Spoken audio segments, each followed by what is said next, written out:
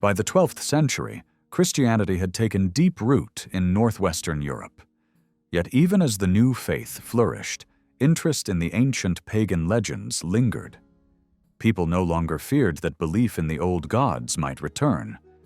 Instead, they began to look back on those stories with a sense of fondness. These tales, long preserved by northern poets, had never truly disappeared.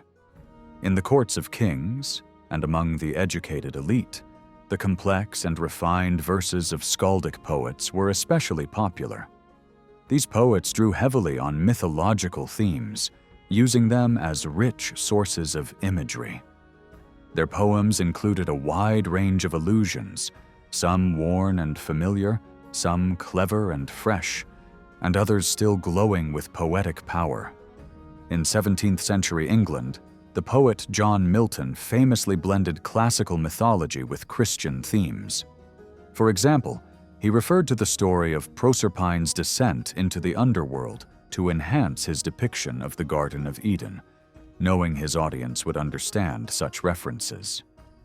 Similarly, in medieval Iceland, poets could confidently use symbolic language rooted in myth. They might describe poetry as the dwarf's ship, gold as Freya's tears or Fafnir's pillow, and swords as the fire of Valkyries. Whether writing about love, battle, or even praising Christ, these poets knew their listeners would catch the deeper meanings behind such images. However, by the 12th century, this tradition was beginning to fade. The old myths were slipping from memory. The church often labeled them as sinful or misleading, and younger generations were being educated in Christian teachings rather than ancient lore. Recognizing that this rich tradition was at risk of disappearing, an exceptional Icelandic scholar named Snorri Sturluson decided to preserve it. Snorri was a remarkable figure: chieftain, politician, historian, saga author, and poet all in one. He envisioned a book that would serve as a guide for poets and thinkers, helping them understand and use the old poetic imagery. What Snorri produced was more than a scholarly manual. Writing in clear, elegant Icelandic, he brought the ancient stories to life with humor, irony, and a deep appreciation for their imaginative power. He named his work the Edda. Today, to distinguish it from an earlier collection of poems also called the Edda, Snorri's version is known as the Prose Edda. Written around the year 1220, this book has become the primary source for our understanding of Norse mythology. There is little doubt that Snorri Sturluson gave a generally accurate and respectful account of ancient Norse mythology, based on the poetic sources available to him. At times, he quotes from poems that still survive, allowing us to compare his versions with the originals. In other cases, he offers lines from works that are now lost, or summarizes myths that likely came from longer narrative poems. Sometimes it is clear that he is repeating material that he himself did not fully understand. Nevertheless, Snorri was a gifted scholar and writer, and he largely resisted the temptation to twist these old stories into rational explanations or to impose Christian morals on them. However, it is important to remember that he was not a historian of religion or an anthropologist. He lived and wrote in the 13th century, well after the end of the pagan era, and much of his material came from poets who were themselves part of a Christian culture. For this reason, we must ask how much of what he presents reflects an authentic mythological tradition, and how much is a reimagined version shaped by later values. Still, if we keep his context in mind, Snorri's work remains one of the most valuable introductions to the mythology of the North. Snorri approached his subject from a Christian viewpoint, but his tone was measured and open-minded. In his preface, he explained that when people sinned and turned away from God, they lost their true understanding of him and had to begin anew. As they observed the wonders of the world and the skies, they sensed that these must have been made by a powerful creator who existed before all things. When heroic figures appeared among them, they believed these must be gods and began to honor them. Through this explanation, Snorri justified the presence of the old myths without condemning them as evil. He did not claim that the ancient gods were demons. Instead, he suggested they were noble figures, tracing their origins to the city of Troy. He even proposed that Thor could have been a grandson of King Priam, thereby connecting the northern people to the classical world. Thor's sons, including Odin the Wise, traveled north and settled in Germany, Denmark, Sweden, and Norway, establishing rulers in each land. Odin, alongside his wife Frigg, possessed magical powers and introduced laws modeled on those of Troy, especially in Sweden, where he established his central authority. His descendants came to be known as the Aesir. After this thoughtful introduction, Snorri moved on to the main section of his work, which focused on the stories of the gods and their world. The first part of the book is titled Gylfaginning, meaning the deluding of Gylfi. It tells of a Swedish king named Gylfi, who welcomed Odin upon his arrival, and later set out to discover more about the gods. Disguised as an old traveler named Gangleri, he came to the hall of the Aesir to test their knowledge. There, he met three mysterious figures, seated one above the other on high thrones. They introduced themselves as High, Just as High, and Third. These figures answered Gylfi's questions, describing the major gods and goddesses, the layout of the cosmos, the creation of the world, the actions of the gods, and the final battle in which they would be destroyed by evil forces. Yet the tale does not end there. The story concludes with the promise of a new world that will rise from the ruins, where new gods and men will live. When Gangleri runs out of questions, he is told that no more can be said, and that he must make of the story what he will. In this way, Snorri cleverly distances himself from the content of the myths. Unlike the preface, where he speaks directly, here the narrative is delivered through three shadowy characters who might be tricking the curious king. After all, it was well known that the Aesir were masters of illusions and deception. Still, Snorri seems to trust that his readers will be captivated by the persuasive storytelling of these three figures, and will find themselves drawn into the vanished world of the gods. At the center of the Norse cosmos stood a mighty ash tree named Yggdrasil. Its branches stretched across both heaven and earth, and its massive trunk was supported by three great roots. One of these roots extended into the land of the Aesir gods, another into the realm of the frost giants, and the third into the world of the dead. Beneath the root that reached into giant territory lay the spring of Mimir, a source of deep wisdom and knowledge. Odin, the chief of the gods, gave up one of his eyes to drink from its waters. In the realm of the gods, under another root, was the sacred well of Urd, where the gods gathered daily to hold their court, discuss matters, and settle disputes. All the gods traveled there on horseback, except for Thor, who preferred to stride through the rivers on foot. Odin led them, riding Sleipnir, his eight-legged steed. To reach the well, the gods crossed Bifrost, the rainbow bridge burning with fire.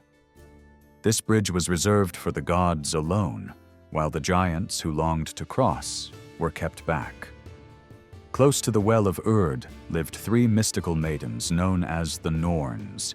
Their names were Urd, Verdandi, and Skuld, fate, being, and necessity.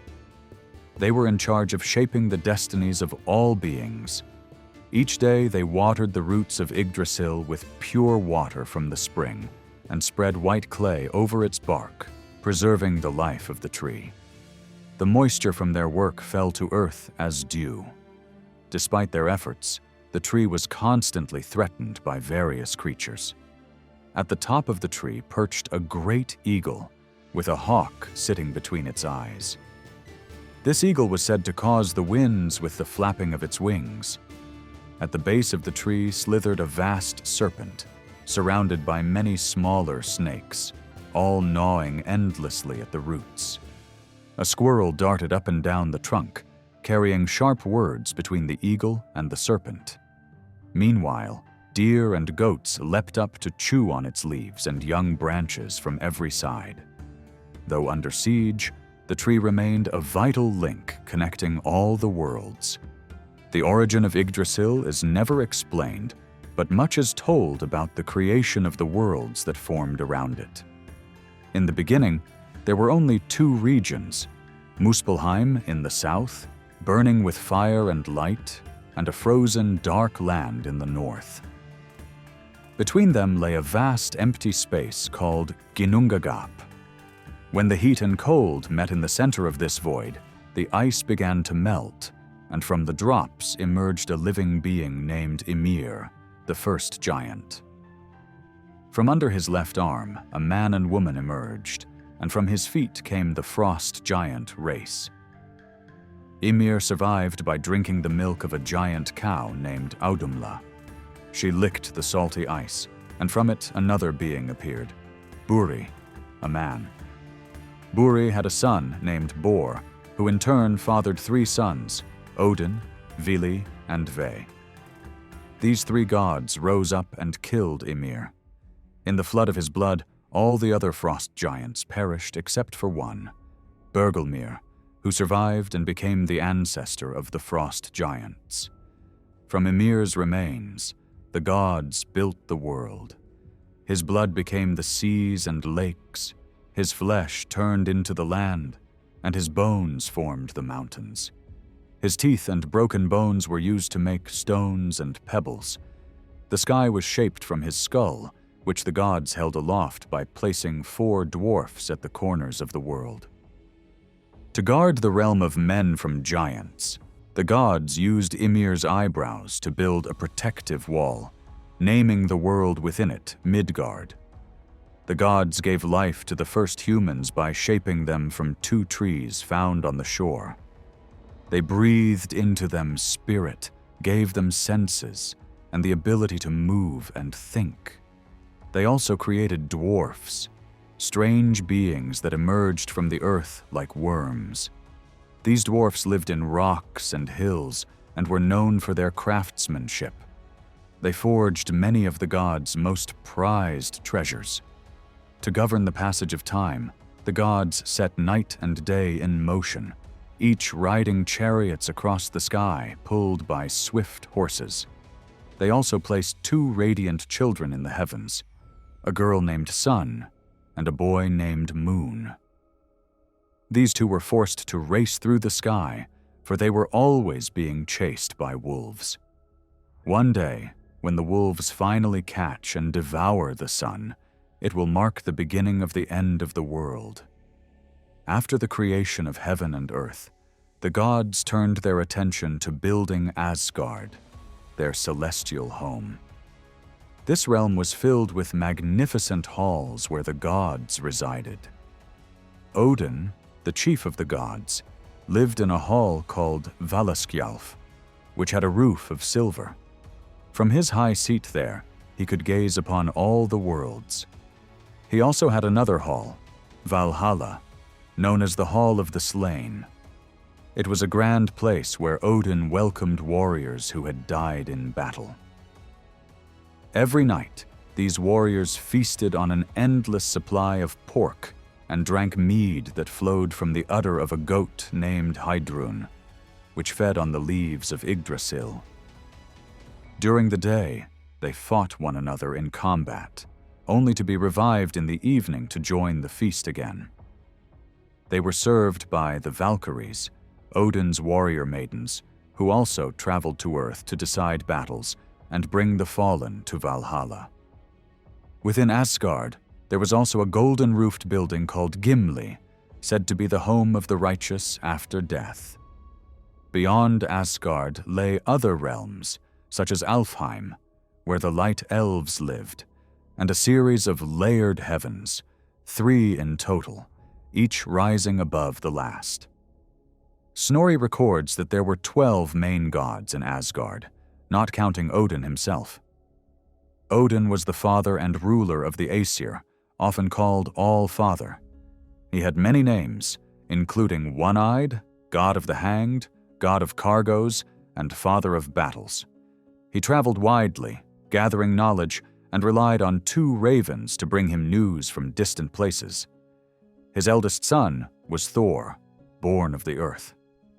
Thor was incredibly strong and rode in a chariot pulled by goats. He owned 3 powerful items: Mjolnir, a hammer that could destroy giants and crush stones, a belt that doubled his strength, and iron gloves to handle his weapon. Another son of Odin was Balder, considered the most noble and praiseworthy of the gods. He was known for his bright appearance, kindness, and wisdom. Njord and his son, Freyr, also lived in Asgard, though they came from the Vanir, a different group of gods. Njord had been sent to the Aesir as a hostage during a time of war between the 2 groups. He ruled over wind and sea, aiding sailors and fishermen, and was seen as a bringer of wealth. Freyr brought peace, sunshine, and harvests. He owned a magical ship called Skidbladnir, which could carry all the gods yet fold up into a pouch, and a golden bristled boar. Tyr was another important god, associated with war and victory.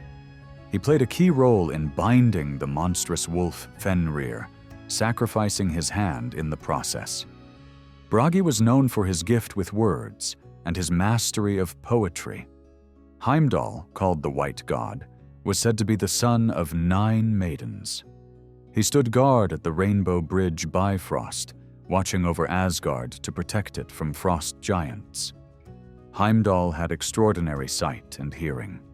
He could see vast distances and hear even the grass growing.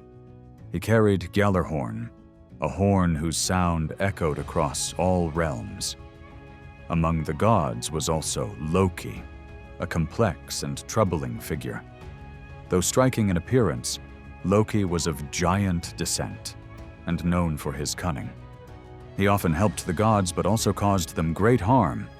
He fathered several terrifying beings: the wolf Fenrir, the world serpent, and Hel, the ruler of the underworld. These offspring played central roles in the myths of chaos and destruction. Other deities are mentioned briefly. Ul was known for his skills in archery and skiing. Forseti, the son of Balder, was a wise judge and lawgiver. Hodr, a blind god, and Hrungnir, a wandering companion of Odin and Loki, also had places among the divine. The children of the great gods, such as Vali, Vidar, and Magni, were destined to survive the final battles and take their fathers' places in the renewed world of Asgard. Among the Norse deities, there were also powerful and notable goddesses. Frigg, the wife of Odin, shared with him the gift of knowing the fates of both gods and mortals. Freya, twin sister of Freyr, was perhaps the most famous of them all. She was associated with love and beauty, and also had some influence over the dead. Freya rode in a chariot pulled by cats, and it was said that she wept tears of red gold for her lost husband Odd, who had mysteriously vanished. Another goddess, Skadi, came from the mountains and married Njord, the sea god. However, their union failed because neither was willing to live away from their own lands, and Skadi eventually returned to her snowy mountains, where she hunted on skis with her bow. Bragi's wife, Idun, had a special role among the gods. She guarded the apples that granted immortality. The gods relied on these to maintain their youth and strength. Other goddesses were mentioned only briefly. Sif, the wife of Thor, was known for her beautiful golden hair. Baldur's wife was Nanna, and Loki's was Sigyn. Frigg was also served by two goddesses named Gna and Fula.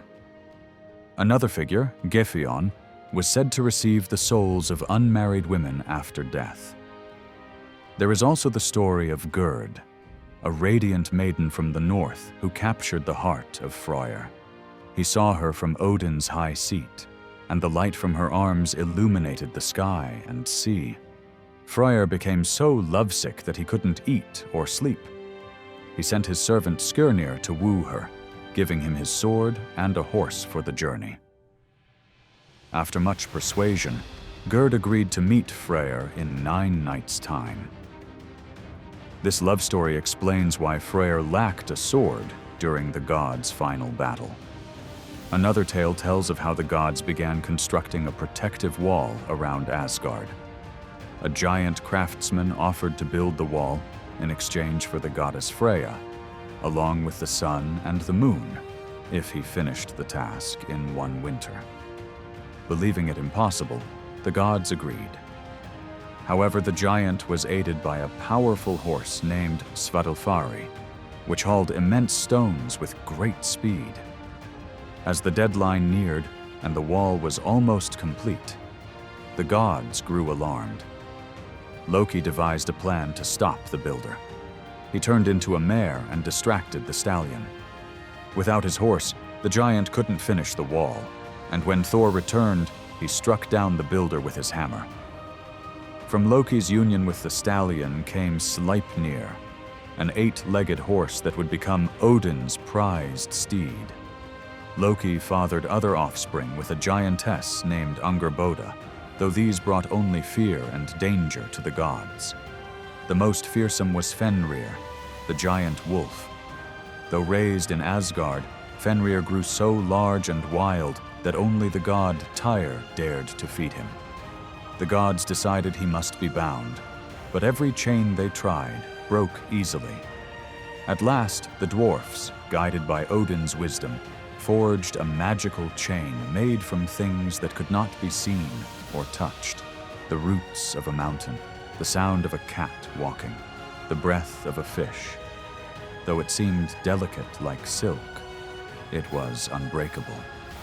Fenrir, sensing a trap, refused to be bound unless one of the gods placed a hand in his mouth as a pledge.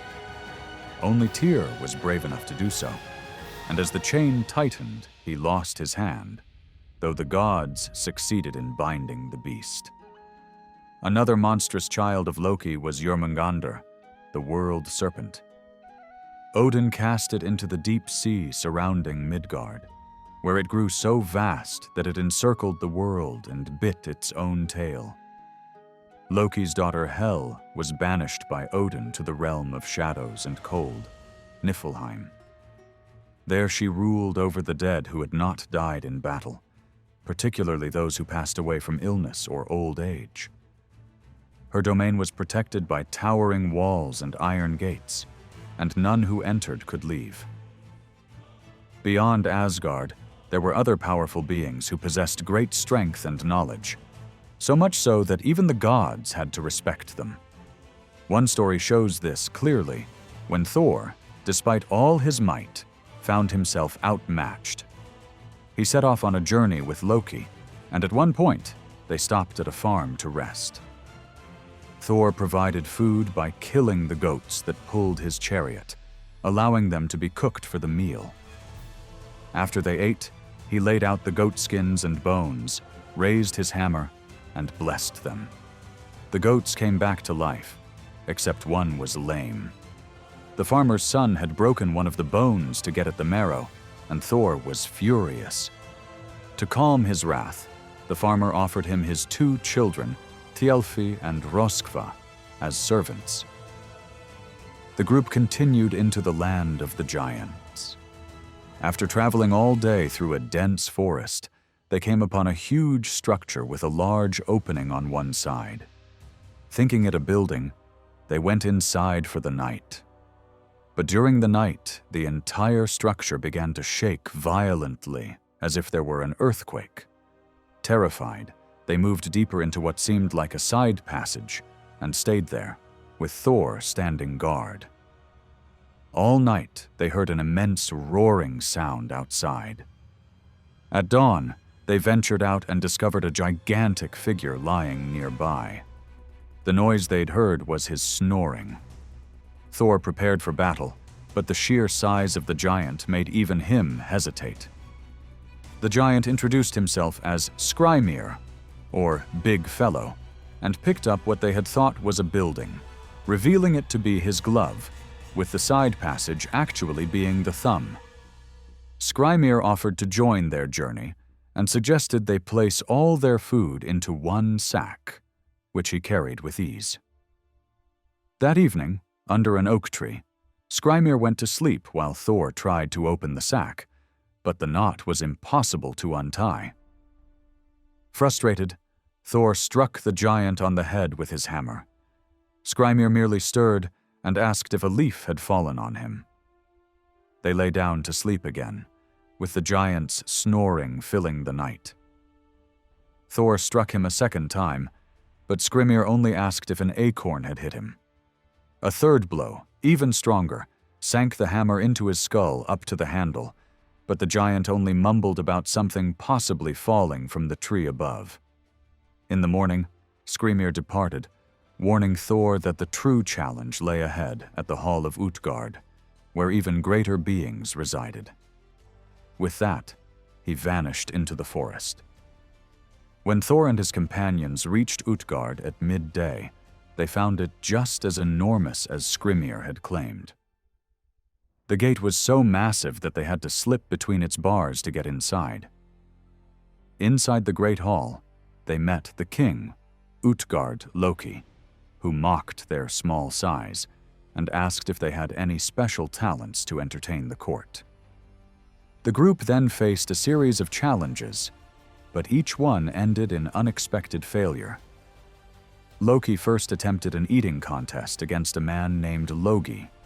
Although Loki quickly consumed all the meat, Loki swallowed the meat, the bones, and even the trough itself. Next, Thialfi, known for his speed, raced against a boy called Hugi. But Hugi was so fast that he reached the finish line and returned before Thialfi was halfway there. Then it was Thor's turn. He was given a large drinking horn and told to drain it. Despite 3 efforts, the level of liquid barely dropped. Utgard Loki then challenged him to lift a large gray cat from the floor. Thor tried with all his might, but only managed to lift one of its paws. Finally, the king called in an elderly woman, his foster mother, to wrestle with Thor. Though she seemed weak and frail, Thor could not force her to the ground. Instead, when she took hold of him, he was pushed down to one knee. The king ended the match at that point, leaving Thor humbled before the court. After their humiliating defeat in the trials at Utgard, Thor and his companions were treated with honor and enjoyed a generous feast. They spent the night in the giant's hall, and the next morning Utgard Loki himself escorted them to the gates. Once they were outside the stronghold, he revealed the truth.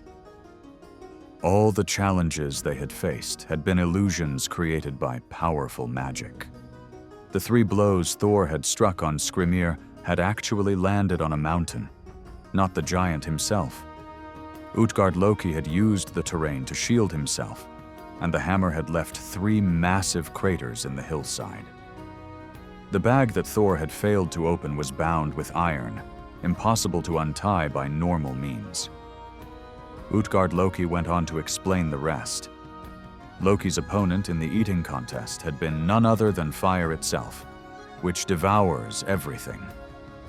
Thialfi had raced against thought, which no living being could outrun. The horn Thor tried to empty was connected to the ocean, and the effort he made had actually caused the sea level to drop, creating the first ebb tide. The cat Thor struggled to lift was in fact the world's serpent, so ancient and vast that even raising one of its paws was a great feat. Finally, the old woman Thor had wrestled was old age, a force that no one, not even a god, could overcome. Enraged at having been so cleverly deceived, Thor lifted his hammer to strike. But as he did, the entire stronghold vanished, leaving him and his companions alone on an empty plain. It was said that, perhaps to avenge this humiliation, Thor later sought out the giant Hrungnir. Disguised as a young man, Thor asked to go fishing with him. Sent to find bait, Thor took the largest ox from Hymir's herd and cut off its head. Once at sea, Thor took the oars and rowed so powerfully that Hymir was astonished. The group continued into the land of the giants. After traveling all day through a dense forest, they came upon a huge structure with a large opening on one side. Thinking it a building, they went inside for the night. But during the night, the entire structure began to shake violently, as if there were an earthquake. Terrified, they moved deeper into what seemed like a side passage and stayed there, with Thor standing guard. All night, they heard an immense roaring sound outside. At dawn, they ventured out and discovered a gigantic figure lying nearby. The noise they'd heard was his snoring. Thor prepared for battle, but the sheer size of the giant made even him hesitate. The giant introduced himself as Skrymir, or Big Fellow, and picked up what they had thought was a building, revealing it to be his glove, with the side passage actually being the thumb. Skrymir offered to join their journey and suggested they place all their food into one sack, which he carried with ease. That evening, under an oak tree, Skrymir went to sleep while Thor tried to open the sack, but the knot was impossible to untie. Frustrated, Thor struck the giant on the head with his hammer. Skrymir merely stirred and asked if a leaf had fallen on him. They lay down to sleep again, with the giant's snoring filling the night. Thor struck him a second time, but Skrymir only asked if an acorn had hit him. A third blow, even stronger, sank the hammer into his skull up to the handle, but the giant only mumbled about something possibly falling from the tree above. In the morning, Skrymir departed, warning Thor that the true challenge lay ahead at the Hall of Utgard, where even greater beings resided. With that, he vanished into the forest. When Thor and his companions reached Utgard at midday, they found it just as enormous as Skrymir had claimed. The gate was so massive that they had to slip between its bars to get inside. Inside the Great Hall, they met the king, Utgard Loki, who mocked their small size and asked if they had any special talents to entertain the court. The group then faced a series of challenges, but each one ended in unexpected failure. Loki first attempted an eating contest against a man named Logi. Although Loki quickly consumed all the meat, Logi swallowed the meat, the bones, and even the trough itself. Next, Thialfi, known for his speed, raced against a boy called Hugi. But Hugi was so fast that he reached the finish line and returned before Thialfi was halfway there. Then it was Thor's turn. He was given a large drinking horn and told to drain it. Despite 3 efforts, the level of liquid barely dropped. Utgard Loki then challenged him to lift a large gray cat from the floor. Thor tried with all his might, but only managed to lift one of its paws. Finally, the king called in an elderly woman, his foster mother, to wrestle with Thor. Though she seemed weak and frail, Thor could not force her to the ground. Instead, when she took hold of him, he was pushed down to one knee. The king ended the match at that point, leaving Thor humbled before the court. After their humiliating defeat in the trials at Utgard, Thor and his companions were treated with honor and enjoyed a generous feast. They spent the night in the Giants' Hall, and the next morning Utgard Loki himself escorted them to the gates. Once they were outside the stronghold, he revealed the truth. All the challenges they had faced had been illusions created by powerful magic. The 3 blows Thor had struck on Hrungnir had actually landed on a mountain, not the giant himself. Utgard Loki had used the terrain to shield himself, and the hammer had left 3 massive craters in the hillside. The bag that Thor had failed to open was bound with iron, impossible to untie by normal means. Utgard Loki went on to explain the rest. Loki's opponent in the eating contest had been none other than fire itself, which devours everything. Thialfi had raced against thought, which no living being could outrun. The horn Thor tried to empty was connected to the ocean, and the effort he made had actually caused the sea level to drop, creating the first ebb tide. The cat Thor struggled to lift was in fact the world's serpent, so ancient and vast that even raising one of its paws was a great feat. Finally, the old woman Thor had wrestled was old age, a force that no one, not even a god, could overcome. Enraged at having been so cleverly deceived, Thor lifted his hammer to strike. But as he did, the entire stronghold vanished, leaving him and his companions alone on an empty plain. It was said that, perhaps to avenge this humiliation, Thor later sought out the giant Hrungnir. Disguised as a young man, Thor asked to go fishing with him. Sent to find bait, Thor took the largest ox from Hymir's herd and cut off its head. Once at sea, Thor took the oars and rowed so powerfully that Hymir was astonished. Despite the giant's protests, Thor rowed far out into the deep waters, where he cast the ox head into the sea. It was the world's serpent that took the bait. Thor pulled with all his strength, driving his feet through the boat and bracing himself against the ocean floor. He succeeded in hauling the great serpent to the surface, and the two glared into each other's eyes. Just as Thor raised his hammer to strike, Hymir panicked and cut the fishing line. The serpent vanished beneath the waves, and Thor, furious, threw the giant overboard and waded back to land. Whether or not he managed to wound or kill the serpent remains unknown. Gangleri then heard the tale that foretold the doom of the gods and the world, the death of Balder, the most beloved of the Aesir. Balder, Odin's son, began having terrible dreams, which the gods feared were warnings. To protect him, Frigg went to every being, plant, and object in the world and made them swear never to harm Balder. Confident in his safety, the gods amused themselves by throwing weapons and stones at him, watching them bounce off harmlessly. But Loki, ever cunning, disguised himself as a woman and spoke with Frigg. He discovered that she had overlooked one small plant, the mistletoe, believing it too young to be dangerous. Loki crafted a dart from the mistletoe and brought it to Hoder, Balder's blind brother. He guided Hoder's hand and persuaded him to throw the dart, pretending it was part of their game. The mistletoe struck Balder and killed him instantly. The gods were overcome with grief, and none more so than Odin, who understood what Balder's death meant for the future of the world.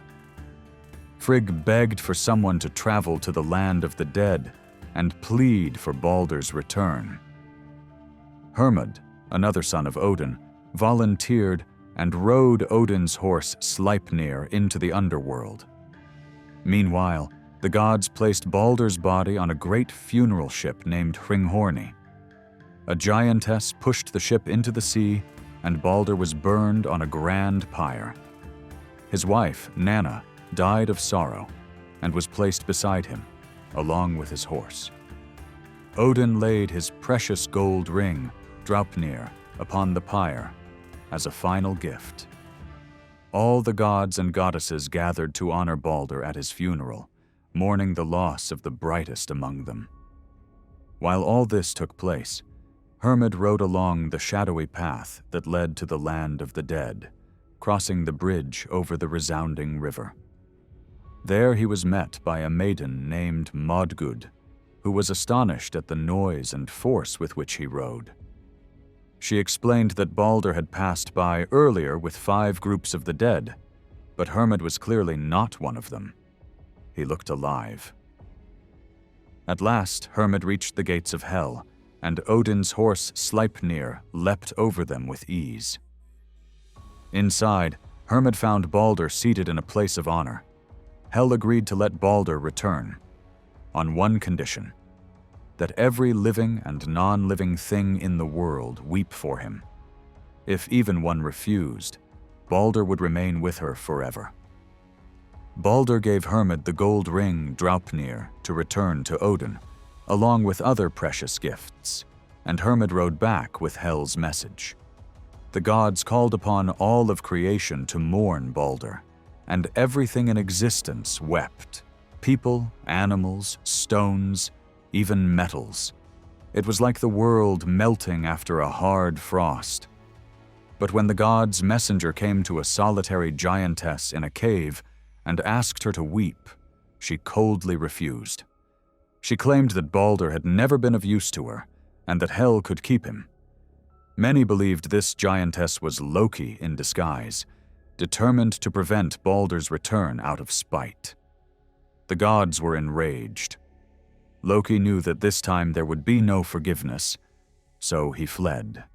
He built a house with doors on all sides to watch for his pursuers, then turned himself into a salmon and hid in a river. However, the wise god Kvasir discovered the remains of a burned fishing net in Loki's home and guessed that such a net could trap the slippery fish. They fashioned a net just like it, and after 3 attempts, they caught Loki by the tail. He was then chained across 3 flat stones with the entrails of his own son, and a venomous snake was placed above him to drip poison onto his face. His wife, Sigyn, stayed beside him, holding a bowl to catch the poison, but each time she emptied it, the drops burned Loki, and his writhing shook the earth. There he remained, awaiting the day of Ragnarok, the final doom. The end would be heralded by terrible signs. A time of war and chaos would sweep the world, where kin would betray one another and society would collapse. An endless winter would descend. A monstrous wolf would devour the sun, and the moon would be swallowed as well. The stars would vanish, mountains would crumble, and even the world tree would tremble. Then the imprisoned monsters would break free. The wolf Fenrir would stride forward, his jaws stretching from sky to ground, and the great serpent would rise from the ocean, spewing venom. The sea would flood the land, and from the waters would come the ship Naglfar, made from the nails of the dead. Giants would crew it, with Loki steering. From the fiery realm of Muspel, the fire giant Surt would ride forth with his blazing sword. The Bifrost Bridge would break under their weight. The armies of fire and ice would meet on the field of Vigrid for the final battle. The horn of Heimdall would sound, calling the gods to arms. Odin would ride to the spring beneath the world tree to consult Mimir's head for wisdom, then march to battle with the heroes of Valhalla. Odin would face the wolf Fenrir. Thor would take on the world serpent. Freyr would challenge Surt. Tyr would fight the hound Garm. Heimdall and Loki would clash. All the gods would fall, even though the monsters would die with them. Thor would kill the serpent but die from its venom. Odin would be devoured, but his son Vidar would avenge him by tearing the wolf apart. Tyr and Heimdall would defeat their foes, but would perish in doing so. In the end, Surt would remain and set the world ablaze, consuming gods and mortals alike in fire and flood. The sun will go dark. The earth will sink beneath the sea. The stars will vanish. Smoke and flame will rage across the heavens, and fire will consume all. Yet even this is not the end. From the waters the earth will rise again, renewed, green, and pure. The sons of the gods will survive, and Balder will return from death to rule with them. They will govern a reborn world, free of evil. 2 humans, hidden during the chaos within the world tree, will emerge to repopulate the earth. And a new sun, brighter than the one before, will shine across the sky. This is the tale of how the beginning and end of the world were revealed to Gangleri by the 3 powers. In the next part of the story, Gangleri fades from view, and Snorri continues the narrative by including more myths about the gods. These additional stories help explain many of the poetic images used by Norse skalds. Almost all the tales in this section, called skaldskaparmal, or poetic diction, involve the giants trying to outwit the gods or steal their treasures. One of the first tales is about the theft of the apples of youth. Odin, Loki, and Hrungnir were once traveling together when they stopped to roast an ox. No matter what they did, the meat wouldn't cook. Suddenly, a large eagle in an oak tree offered to help, asking for a share of the food. When the eagle took more than his fair portion, Loki angrily struck him with a stick. But the eagle, who was actually the giant Thiazi in disguise, snatched Loki up and flew off. He wouldn't release him unless Loki promised to deliver Idun and her golden apples. Back in Asgard, Loki tricked Idun into coming outside, and Thiazi, still in eagle form, carried her off to his home. With Idun gone, the gods began to age. Their hair turned gray, their skin wrinkled, and their strength faded.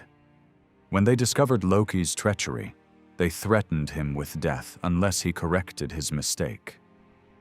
Loki borrowed Freya's falcon form and flew to Thiazi's dwelling. While the giant was away fishing, Loki turned Idun into a nut and carried her off. Thiazi gave chase, but Loki managed to reach Asgard just in time. The gods had prepared a pile of kindling, and as Loki flew over the wall, they lit it.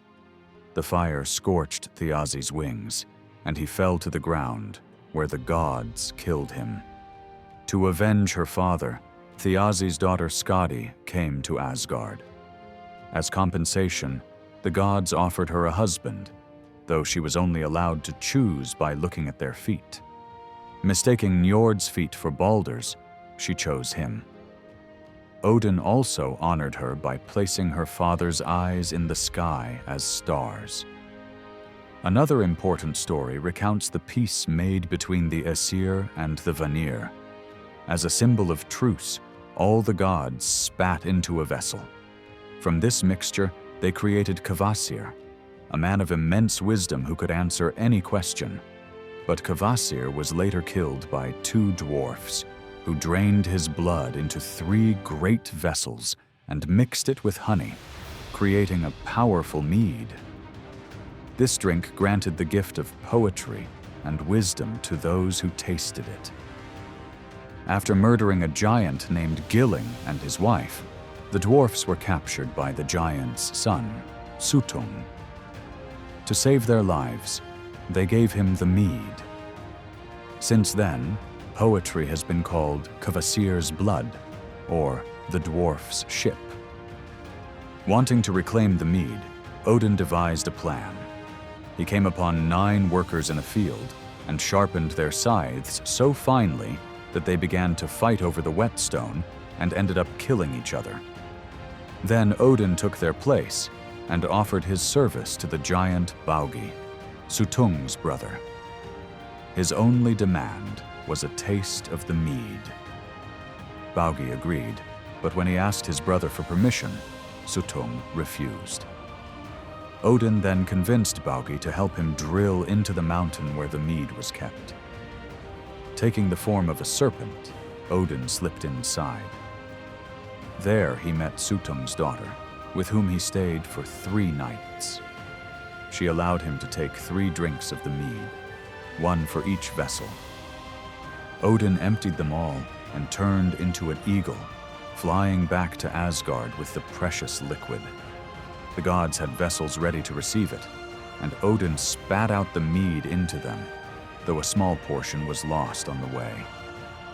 That spilled part, said to inspire only bad poets, is known as the poetaster's share. In this way, poetry came to be known as a divine gift from Odin and the gods to humankind. One tale tells of a fierce duel between Thor and the giant Hrungnir. It all began when Odin and Hrungnir argued about whose horse was better. Odin rode off on Sleipnir, and Hrungnir gave chase on his steed Goldmane. Without realizing it, the giant ended up inside Asgard before he stopped. The gods welcomed him and offered him drinks from Thor's great cups. As he drank, Hrungnir became boastful, threatening to sink Asgard and steal away Freya and Sif. At that moment, Thor returned and furiously demanded to know why a giant was drinking among the gods. Hrungnir invoked guest rights and challenged Thor to a proper duel.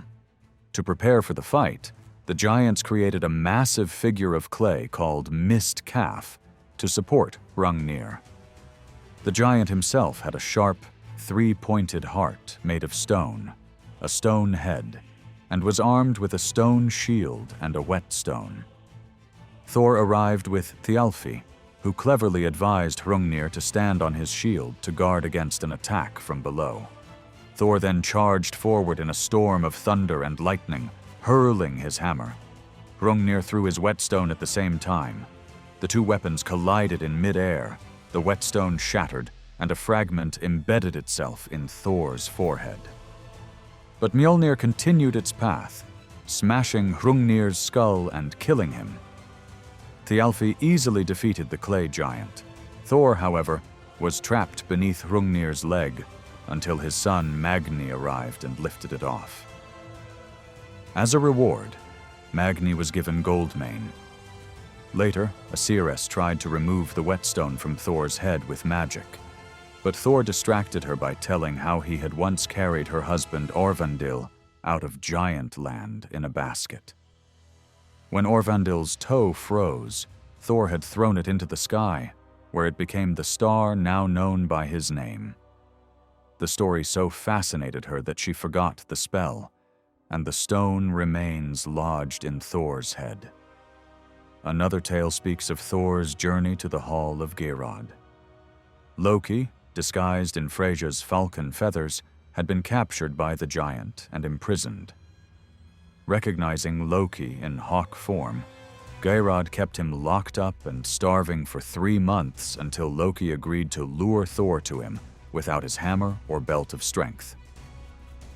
Loki succeeded, but on the way, Thor was warned by a friendly giantess who gave him a magical staff, a replacement belt, and iron gloves. As they traveled, Thor nearly drowned crossing the river Vimir, which had risen because Geirrod's daughter was standing astride it.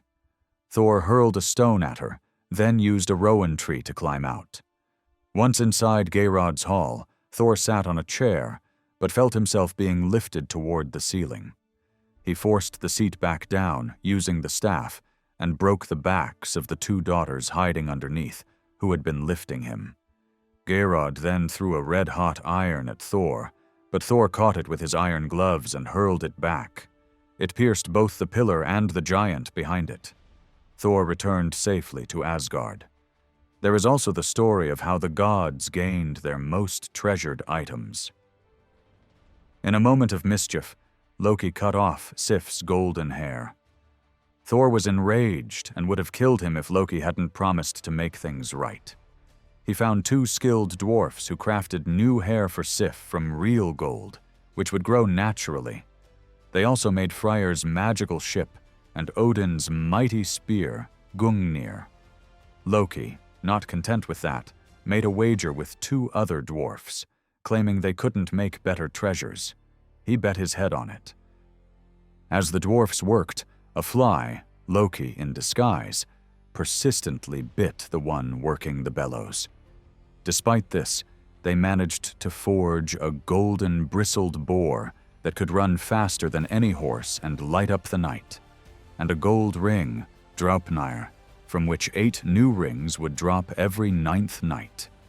But while making the third item, the fly bit the dwarf on the eyelid, and he momentarily lifted his hand. As a result, the third treasure, the hammer Mjolnir, came out slightly flawed. The handle was too short. Still, the gods declared it the finest of all, a perfect weapon for defense. Loki had lost his bet. He tried to flee but was caught by Thor and brought back to the dwarfs. They wanted to cut off his head, but Loki pointed out they had no right to harm his neck. In the end, they settled for sewing his lips shut. Another tale involving Odin and Loki is the story of the otter's ransom, which leads into the famous legend of Sigurd the Volsung. One day, Odin, Loki, and Hrungnir were wandering through the world when they saw an otter sitting by a waterfall, eating a salmon. Loki threw a stone and killed it, boasting that he had caught both an otter and a fish in one throw. That evening they stayed at the home of a man named Hreidmar. To their horror, they discovered that the otter had been Hreidmar's son, who had taken the form of the animal. His other sons, Fafnir and Regan, were furious and threatened to kill the gods in revenge. To save themselves, the gods agreed to pay a ransom. They were told to fill the otter's skin with gold and then cover it completely so that not a trace of it could be seen. Loki was sent to find the gold. He captured a dwarf named Andvari, who was hiding in the shape of a fish, and forced him to surrender his treasure. Andvari begged to keep one small ring, claiming it would restore his wealth, but Loki took it as well. In the end, they needed that ring too, as one whisker of the otter remained uncovered. The ring was used to conceal it, completing the ransom. Because of this event, gold became known in poetry as the otter's ransom, or the gods' forced payment. However, the treasure brought only ruin. In their greed, Hreidmar's sons killed him. Fafnir then turned into a dragon and guarded the hoard. Regan later pushed the young hero Sigurd to slay Fafnir. But when Sigurd learned of Regan's deceit, he killed him as well. Sigurd took possession of the treasure, and with it, the cursed ring. That ring would ultimately lead to his death and bring sorrow to many others. This marks the end of the myths about the gods found in the prose Edda. But one more story, told in a poetic form similar in spirit to Snorri's tales, is found in the Elder Edda. It is the tale of how Thor's hammer was stolen, told with humor and creativity in the poem Thrymskvida. One day, Thor discovered that his hammer, Mjolnir, had vanished. He immediately sought Loki's help. Loki borrowed Freya's falcon feather cloak and flew off in search of the thief. He discovered that the giant Thrym had stolen the hammer and buried it deep underground. Thrym refused to return it unless the gods gave him Freya as his bride. This demand shocked Asgard. Freya was enraged by the proposal and, in her fury, shattered her famous necklace. The gods were in despair until Heimdall suggested a plan. Thor would disguise himself as Freya and go to Jotunheim dressed as a bride, with Loki playing the role of his handmaid. Thor was reluctant, thinking it undignified, but Loki reminded him that without the hammer, Asgard was doomed. Thunder and lightning split the skies as they rode to Jotunheim in Thor's chariot. They were warmly received by Thrym. At the wedding feast, Thor nearly gave himself away by devouring an entire ox and 8 salmon. But Loki quickly explained that Freya had fasted for 8 days due to her excitement. When Thrym tried to kiss the bride, he was startled by the fierce glow in Thor's eyes. but Loki again smoothed things over, saying she hadn't slept for 8 nights out of longing for the wedding. The ruse held until the ceremony. The hammer was brought forth to bless the marriage and placed on the bride's lap. With Mjolnir in his grasp once more, Thor threw off the disguise and struck down Thrym and the entire wedding party. Victorious, Thor and Loki returned in triumph to Asgard. This myth of Thor's stolen hammer is notably absent from Snorri's collection, though we know he was aware of other tales he did not include in the prose Edda. Some of these appear in another of his works, Ynglinga Saga, which presents an early history of Sweden and includes additional stories about the gods. One such account describes the resolution of the war between the Aesir and the Vanir. When peace was made, the Vanir sent Njord and Freyr as hostages to the Aesir, and in return received Hrungnir, who was tall and handsome, along with the wise Mimir. However, Hrungnir proved nearly useless in council, often remaining silent, and the Vanir felt cheated. In anger, they cut off Mimir's head and sent it back to the Aesir. Odin preserved the head with spells, and from then on used it to gain hidden knowledge. Another tale in the same saga tells of Gylfaginning, a goddess whose name Snorri includes in his list of divine figures. Odin sent her to seek land, and King Gylfi of Sweden offered her as much land as she could plow. Gylfaginning visited a giant and bore 4 sons, whom she transformed into oxen. Using this powerful team, she plowed out the island of Zealand, separating it from the mainland of Sweden. She later settled at Lair with Skjold, a son of Odin. Further myths involving the gods appear in the work of Saxo Grammaticus, a 12th century Danish scholar and cleric.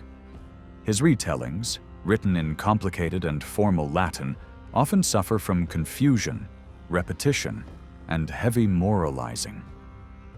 Although they lack the elegance of Snorri's writing, they still contain valuable mythological material. Some additional myths are hinted at in poetic dialogues between supernatural figures, where they test each other's wisdom through riddles and questions. While this chapter hasn't explored the gods' involvement with ancient heroes, those stories can be found in heroic poems and legendary sagas, and will be referenced later. Many lost myths can also be inferred from the symbolic language used by skaldic poets. Although Snorri's collection doesn't represent the entirety of Norse mythology, it offers a solid foundation for understanding the gods and their world. Through his stories, we see a vivid image of the cosmos centered around the world tree. The gods are in constant struggle with giants and monsters that threaten their existence. Despite their internal disputes and rivalries, the gods unite when danger is greatest. Snorri outlines the origins of the universe from primal fire and ice, and he makes it clear that this world will not last forever. Eventually, the hostile forces will rise at Ragnarok and overthrow the current order. Yet even then, a new world will emerge. Snorri's work preserves these myths in a powerful and lasting narrative. However, many questions remain unanswered. Readers may already wonder, who exactly are the 12 chief gods Snorri mentions? Was there ever an official list? Should figures like Hrungnir, Kvasir, Hodr, and Mimir be counted among them? Were the first humans created from Ymir's body or from trees on a beach? Did Thor kill the world serpent before Ragnarok? Is Asgard located above the earth, beside it, or beneath the world tree? Did the tree exist before creation itself? Why are both Thor and Odin called the father of the gods? What happened to Bor's other sons? Why did the Vanir and Aesir go to war in the first place? Snorri may have considered these questions but lacked answers, as in the case of the ambiguous fate of the Midgard serpent during Thor's fishing adventure. There is also a deeper question. Did people truly worship these gods?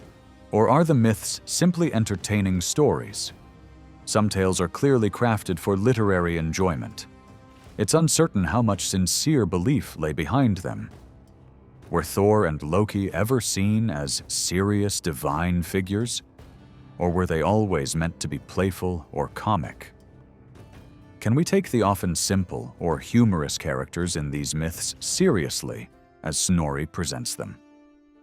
This book seeks to explore such questions, especially those related to belief and meaning. Finding simple answers is rarely possible, but we can try to build a thoughtful understanding of the gods based on the knowledge we have today. Violence and warfare were constant realities for people living in the pre-Christian societies of northwestern Europe. It is therefore fitting to begin an exploration of their beliefs by focusing on the gods they called upon for protection and victory in battle. During the final centuries of the pagan era, one god clearly stood out as the central figure of war: Odin. In Snorri's writings and many other poems, Odin consistently appears as the commander of armies and the giver of victory. He is associated with creatures of death like ravens and wolves, and he rules over Valhalla, the hall where brave warriors who died in battle are received. In Norse poetry from the 10th century, Odin is often depicted choosing which warriors will fall in battle so that they may join his army and fight alongside him during the final battle at the end of time. This powerful image has captivated later writers, and it is sometimes assumed that all people hoped to reach Valhalla after death. However, the surviving literature suggests otherwise. Valhalla was not seen as a universal afterlife, but rather a reward for elite warriors, kings, noblemen, and heroic leaders who had devoted themselves to Odin during their lives and sworn him loyalty in exchange for his favor. In the words attributed to the warrior Bjarki by the historian Saxo, it is Odin who is implied when he speaks of war belonging to the noble-born, and how only great men were chosen by the god of death. Odin, like a human king, gave weapons to his chosen champions, and once they accepted them, they owed him loyalty until death and beyond. Sigmund the Volsung, for example, received a magical sword placed by Odin himself into a great tree. This sword symbolized a bond between them. When Sigmund's time came, Odin appeared on the battlefield and shattered the blade with his spear. The fragments were later reforged for Sigmund's son, Sigurd, who was also favored by Odin and received a magnificent horse descended from Sleipnir. Odin gave not only gifts, but also wisdom. He taught Sigmund magical battle spells, and he advised the hero Hadding on military tactics, including the wedge formation. Odin even stood behind Hadding's troops during battle, shooting a volley of arrows with supernatural speed and clearing away storm clouds summoned by the enemy. A similar event is recorded with King Harald Wartooth of Denmark. Odin, appearing as a tall, one-eyed old man, promised him invincibility, and in return was granted all the souls slain by Harald's sword. But when Odin's favor turned, the consequences were brutal. He sparked conflict between Harald and his friend King Ring, and gave Ring the secret tactic of wedge formation. On the day of battle, Odin replaced Harald's own charioteer. When Harald begged for one final victory and promised more sacrifices, Odin flung him from the chariot and struck him down with his own sword. This harsh portrayal of Odin is not unique to Saxo, despite his Christian background. Similar themes appear elsewhere. In Hakonarmal, a 10th century poem honoring King Hakon of Norway, The king is welcomed into Odin's hall with great ceremony, but he responds with suspicion and bitterness. He accuses the gods of failing to grant him victory and declares he will keep his weapons close at hand. The poem reflects a clear sense of mistrust toward Odin. Later writings express this distrust more openly. In various sagas, characters accuse Odin of betrayal and falsehood, lamenting that he often rewards the cowardly or breaks faith with his followers. In Ketil's Saga Hengs and Hrolf's Saga Kraka, Odin is referred to as deceitful and unreliable. These recurring accusations suggest that resentment towards the god was not uncommon. This feeling of betrayal may even echo in historical records.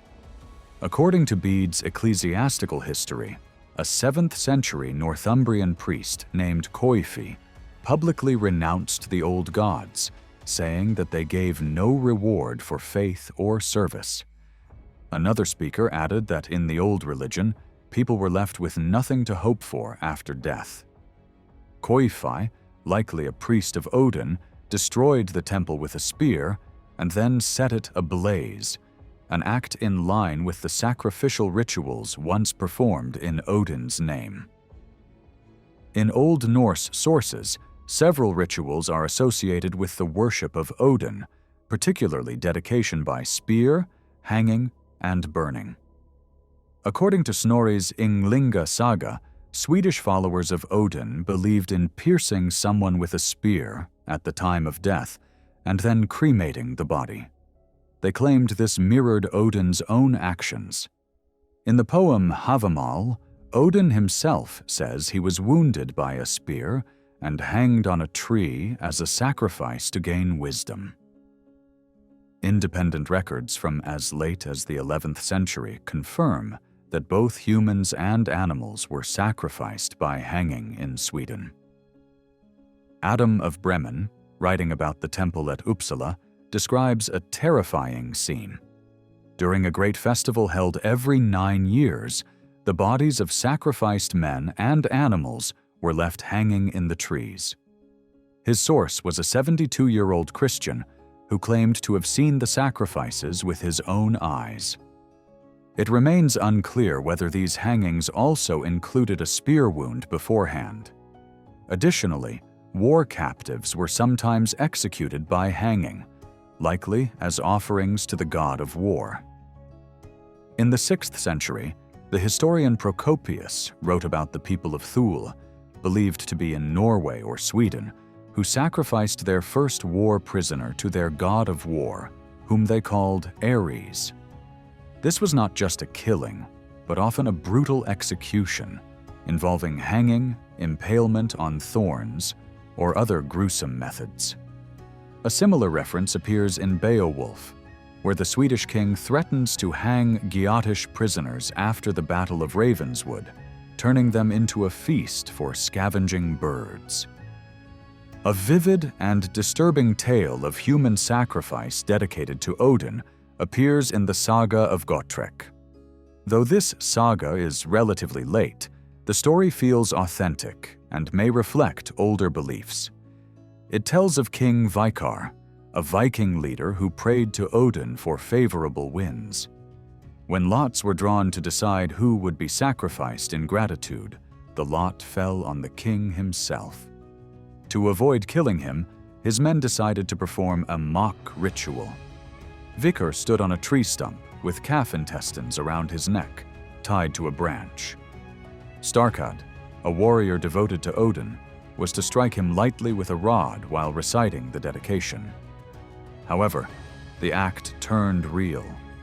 The rod turned into a spear, the intestines into a strong rope, and the branch snapped upward, hanging the king and killing him. In this account, both the spear and the noose are used together. Notably, Odin bore titles such as Spear Brandisher and God of Hanged Men, reinforcing his association with such rites. Snorri also highlights the importance of cremation among Odin's followers. He wrote that anything burned with a person on the pyre was believed to travel with them to Valhalla. A dramatic combination of hanging, stabbing, and burning is described by the Arab traveler Ibn Fadlan, who observed a Norse funeral along the Volga River in the 10th century. He saw a slave girl sacrificed at her master's funeral. She was strangled and stabbed simultaneously by an old woman known as the Angel of Death, after which her body was burned on a massive funeral pyre built on a ship. One of the onlookers remarked that a wind had risen to carry the dead man to paradise, a comment that echoes Norse beliefs described by Snorri. The words spoken by Starkad during King Vikar's death, "Now I give thee to Odin," appear in other sources as well. Such phrases could be uttered over entire enemy forces dedicated to Odin. For example, during the Battle of Fyrisvellir around the year 900, King Eric of Sweden reportedly used this ritual against Styrbjorn the Strong. While Styrbjorn prayed to Thor, Eric pledged himself to Odin, promising to die 10 years later in exchange for victory. According to the Flætijarbók, Odin appeared to Eric in disguise, gave him a stick, and told him to cast it over the enemy while declaring, "Odin has you all." As he did, the stick turned into a javelin mid-air and flew over Styrbjorn's troops. Suddenly, Styrbjorn and his men were struck blind, and a landslide came down from the mountain, crushing his entire army. In Eyrbyggja saga, there is a memory of an ancient tradition where a spear is thrown over enemies before battle, believed to bring luck. Although Odin is not explicitly mentioned in this account, the gesture clearly echoes older ritual practices. In a poem describing the battle between the Goths and the Huns, likely preserving early traditions, a warrior calls upon Odin to send the spear that will determine the battle's outcome. This shows that Odin's spear, Hrungnir, was not just symbolic. It was believed to initiate war itself. In the mythic account of the first war among the gods, Odin's act of hurling his spear marks the beginning of the conflict, reinforcing his role as the originator and driver of warfare. Even at the end of the pagan era, Odin remained a central figure associated with war and victory. His image as a powerful war god likely evolved from earlier beliefs held by Germanic peoples on the continent. The god Woden, or Wotan, worshipped in those regions, shared similar characteristics. The Heruli tribe, known followers of Woden, practiced rituals involving both stabbing and burning. Notably, their sacrifices did not only include war captives, but also elderly or sick individuals who were killed by stabbing just before being placed on a funeral pyre, as recorded by the historian Procopius in the 6th century. Many Germanic peoples conducted brutal sacrifices to appease their god of war. Jordanes, writing in the same century, described how the Goths revered their war god, believed to have originated among them, with blood offerings. They gave him the first share of their plunder and hung enemy weapons on trees in his honor. The intensity of these rites reflects the deep fear and reverence they held for divine powers of war and death. Even more terrifying were the practices of the Cimbri, a tribe that may have had Celtic roots, but lived closely with Germanic peoples. Strabo reports that they executed prisoners by hanging them above large bronze cauldrons. Priestesses, elderly women dressed in white, would ascend ladders to slit the throats of the hanging men, collecting the blood below. Orosius, writing in the 5th century, gives another dramatic account of the Cimbri after a great victory. They destroyed all the loot they captured, tore apart garments, threw gold and silver into rivers, smashed armor, and drowned horses. Captured enemies were hanged from trees with ropes. In this violent ritual, both the living and their possessions were sacrificed, ensuring no reward for the victors and no survival for the defeated. Tacitus also describes a similar scene in the 1st century during a battle between two Germanic tribes, the Hermundari and the Chatti. They fought over a river, valued not only for its salt deposits, but also for its spiritual significance, believed to be close to the divine. Both sides vowed to offer their enemies to Mars and Mercury if they won, a pledge that included the total destruction of the losing side: men, weapons, horses, and belongings. When the Hermundari emerged victorious, they fulfilled this horrifying vow. Roman observers, with a mixture of disdain and irony, noted the systematic slaughter as an example of barbaric devotion under the guise of religion. The scattered references to sacrificial rituals among the Germanic tribes in pre-Christian times reveal the intense fear and reverence people held for the god of war. Remarkable archaeological discoveries in Denmark's peat bogs powerfully confirm this. Sites like Thorsbjerg, Vimos, Nodam, and Kragahul have yielded organized deposits of war spoils, not randomly scattered, but seemingly arranged with purpose. These collections included weapons, armor, garments, ornaments, tools, pottery, and animal remains preserved in the peat as the objects gradually sank into the earth. At times, weapons were intentionally damaged before being deposited, highlighting their use in ritual rather than in battle. A particularly striking find in 1950 at Illerup sheds even more light on these rites. There, the equipment of around 70 warriors had been cremated, with the remaining swords and shields then deliberately bent and placed in the bog, transported on planks across the marsh. Some of these weapons were thrown into a deep pool, while others were left nearby in a spot still feared by locals. This event likely followed a single battle around the year 400, and the high value of the sacrificed items, such as swords and armor, underscores the significance of the offering. It is believed that these rituals were performed to thank or appease the god of war after victory. Although we cannot be certain what happened to the fallen warriors, there are strong hints that many met grim fates as part of these costly offerings. Ancient writings further support this view. Tacitus recounts how the Hermundari and Chatti made sacrificial vows to Mars and Mercury in hopes of winning in battle. Scholars generally agree that Mercury here represents the Germanic deity Woden, the god later known in England as Woden, honored even in the naming of Wednesday. Woden was believed to be the divine ancestor of several Anglo-Saxon royal families, much like Odin was for the Swedes. The association with Mercury, who was a guide of souls and a god of wisdom, likely reflects deeper traits in Woden's mythology that go beyond warfare alone. However, during Tacitus's time, Mars, the Roman war god, was more likely linked to another Germanic deity, Tiwis. Odin eventually absorbed many of the roles of both Woden and Tiwis, preserving aspects of their authority. In Snorri's writings, Tiwis appears as Tyr, a much more obscure figure by then. Still, Tyr was known for his courage and wisdom, and warriors were said to pray to him for victory. The Norse also used Tyr's name in a more general sense to mean god, and Odin was sometimes called Sigtr, the god of victory.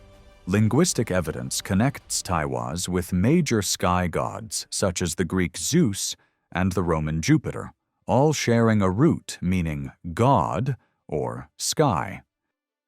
Tiwis likely once held the role of supreme sky deity and god of battle among the early Germanic peoples. Though Odin overshadowed him by the late pagan period, traces of Tiwis's importance remained. In a poem about magical spells used in battle, fighters are told to carve runes of victory using Tyr's name. Weapons with possible references to the god have been found, such as a helmet from Austria bearing an inscription thought to name Tiwis. and spears engraved with runes resembling the letter T, his initial.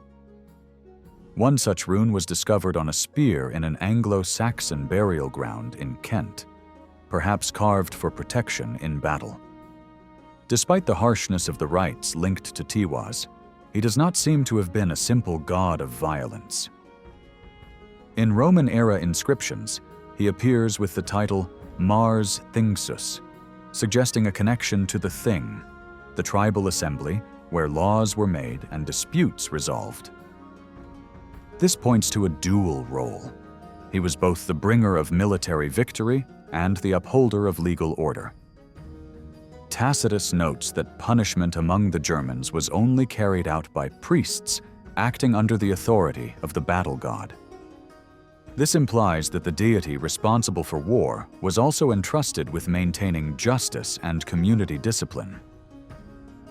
The belief in the sword duel as a legitimate means of resolving disputes endured in the north for a long time.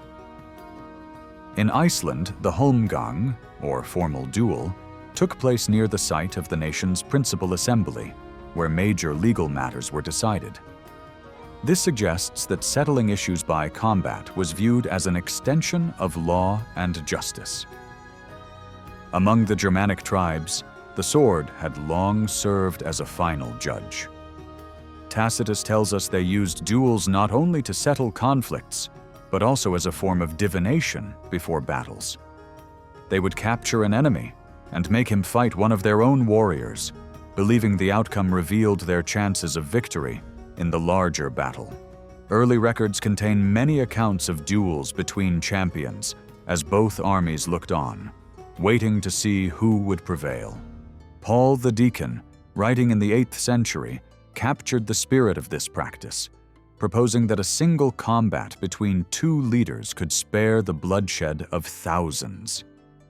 It was common among the Germanic peoples to swear oaths on their weapons, a custom dating back to their pagan past. This practice reflected their belief that the god of war was the ultimate judge. A warrior's life depended on his weapons, so breaking an oath sworn on a sword or spear was considered dangerous. It was feared that such a betrayal would cause the weapon to fail when most needed. There were even curses that threatened a man with the terrifying fate of being struck down by his own blade, should he break his word. The one surviving myth about Tyr in Snorri's work tells of his role in binding the monstrous wolf Fenrir, a sworn enemy of the gods. Only Tyr had the courage to approach and feed the beast, and he ultimately sacrificed his hand to ensure the wolf could be restrained. At Ragnarok, Fenrir would face Odin, but it's likely that in older myths, this confrontation originally involved Tiwis, the ancient battle god. Snorri also mentions that Tyr meets his end at the jaws of a hound named Garm, who may be another name for Fenrir. Tacitus writes about the Semnones, a fierce tribe that later became known as the Alemanni, living between the Rhine and the Oder. They worshipped a deity called the God and ruler of all. Around 92 AD, their king visited Rome, and Tacitus may have learned of their customs through him. Each year, the Semnones gathered with related tribes in a sacred grove where they performed human sacrifices. All who entered the grove had to be bound with a cord, showing submission to the god, and if someone fell, they had to crawl rather than stand. This ritual reflected the god's power to bind his followers, much like Tyr bound Fenrir. Odin, too, would later be associated with this idea of binding in his role as a war god. While it is uncertain, Tiwis was likely the god worshipped by the Semnones in this sacred grove. Another figure, Saxnot, worshipped by the Saxons, may also have been a version of Tiwis. In early Christian texts, Saxnot is listed alongside Woden and Thunor as a deity who had to be renounced at baptism. This shows his prominence. Saxnot, whose name may have originally meant sword companion, could have been a god to whom swords were dedicated or offered in sacrifice. The Saxons may have brought his worship to Britain during their migrations. In England, Tiwis was known as Tiw or Tig, names that appear in old place names like Tewin in Hertfordshire and Tuesley in Surrey. At Tysoe near Banbury, a red horse was carved into a hillside and maintained every Palm Sunday up until the late 18th century. This may indicate that the area was once sacred to the god and that the horse was somehow connected to his worship. Tiwis was an early Germanic war god and is thought to be an ancestor to Odin. He held great power, and people made significant sacrifices in his honor. Tiwis was known as the one-handed god, a trait that may date back to prehistoric times, as suggested by ancient Scandinavian rock carvings showing one-handed warriors. This has led scholars like Dumasil to connect his story with that of the Roman hero Mucius Scaevola, who sacrificed his hand for the good of his people. Unlike Odin, who later replaced him as the god of battle, Tiwis was linked to justice and legal order. Odin, though famed for wisdom and cleverness, was often portrayed as unreliable and deceitful. To understand how the god of war's character evolved, we must look closely at Odin's world, especially his relationship with the dead and those who served him. In Snorri's descriptions of the afterlife, Odin is linked to warrior spirits and to the Valkyries, female figures who connect the living and the dead. Valkyries serve the fallen warriors in Valhalla and carry out Odin's will during battles. They appear as armored horsewomen who move swiftly across the sky and earth, choosing which warriors would die and guiding them to the afterlife.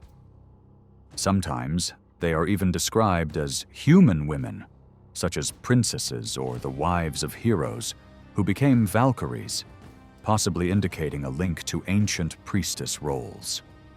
By the 9th and 10th centuries, Valkyrie names like Hildur and Hlok were common in poetry, and many of them simply meant battle. These poems reveal a deep literary tradition that blended various ideas. Valkyries resembled the Norns, who shaped fate and shared features with seeresses who cast protective spells. Some also reflect guardian spirits of families, or even warrior women known from the Black Sea region. There may also be echoes of real priestesses who conducted battlefield sacrifices. Since the Valkyrie name literally means chooser of the slain, it's clear they were believed to determine who would die in the battle. An Anglo-Saxon bishop named Wulfstan even included choosers of the slain in a list of sinners and witches, suggesting that the belief in their existence lingered long after paganism had faded. A dramatic echo of these beliefs appears in a 10th century Volga ship burial, where an elderly woman organized the ritual killing of a slave girl. She was called the Angel of Death and had 2 assistants described as her daughters.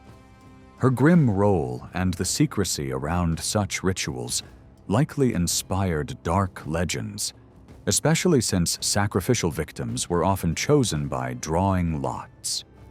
The notion that the god selected the slain through these women likely became widely accepted, reinforcing the idea of divine will in death.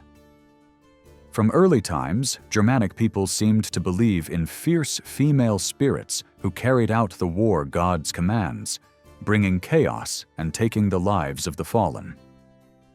Wulfstan's use of the term Welserian, chooser of the slain, is significant, and earlier Old English sources used the same term to translate the names of the Greek Furies, such as Erinus and Tisiphone. Even earlier evidence comes from northern England. At Housesteads, on Hadrian's Wall, 2 votive stones were discovered, one of which was dedicated to Mars Thinxus and 2 goddesses named Beda and Fimmeline. Another altar, found in 1926, was also dedicated to the Alesiagai, goddesses whose names translate as ruler of battle and giver of freedom. These would be fitting names for Valkyries, reinforcing the idea of a group of divine women associated with warfare. This belief in female battle spirits also appears in magical charms from the Christian period. One is the Merseburg charm from southern Germany, which tells of the Eidisi, female figures who sat together, some tying bonds, and others freeing captives. The spell ends by urging the victim to break free from his bonds and escape. A similar idea is found in an Old English charm against pain. While it begins humbly, it suddenly turns vivid and heroic, describing loud women riding across the land and shooting spears. These mighty women are clearly envisioned as supernatural warriors, and the pain is imagined as an attack by their weapons.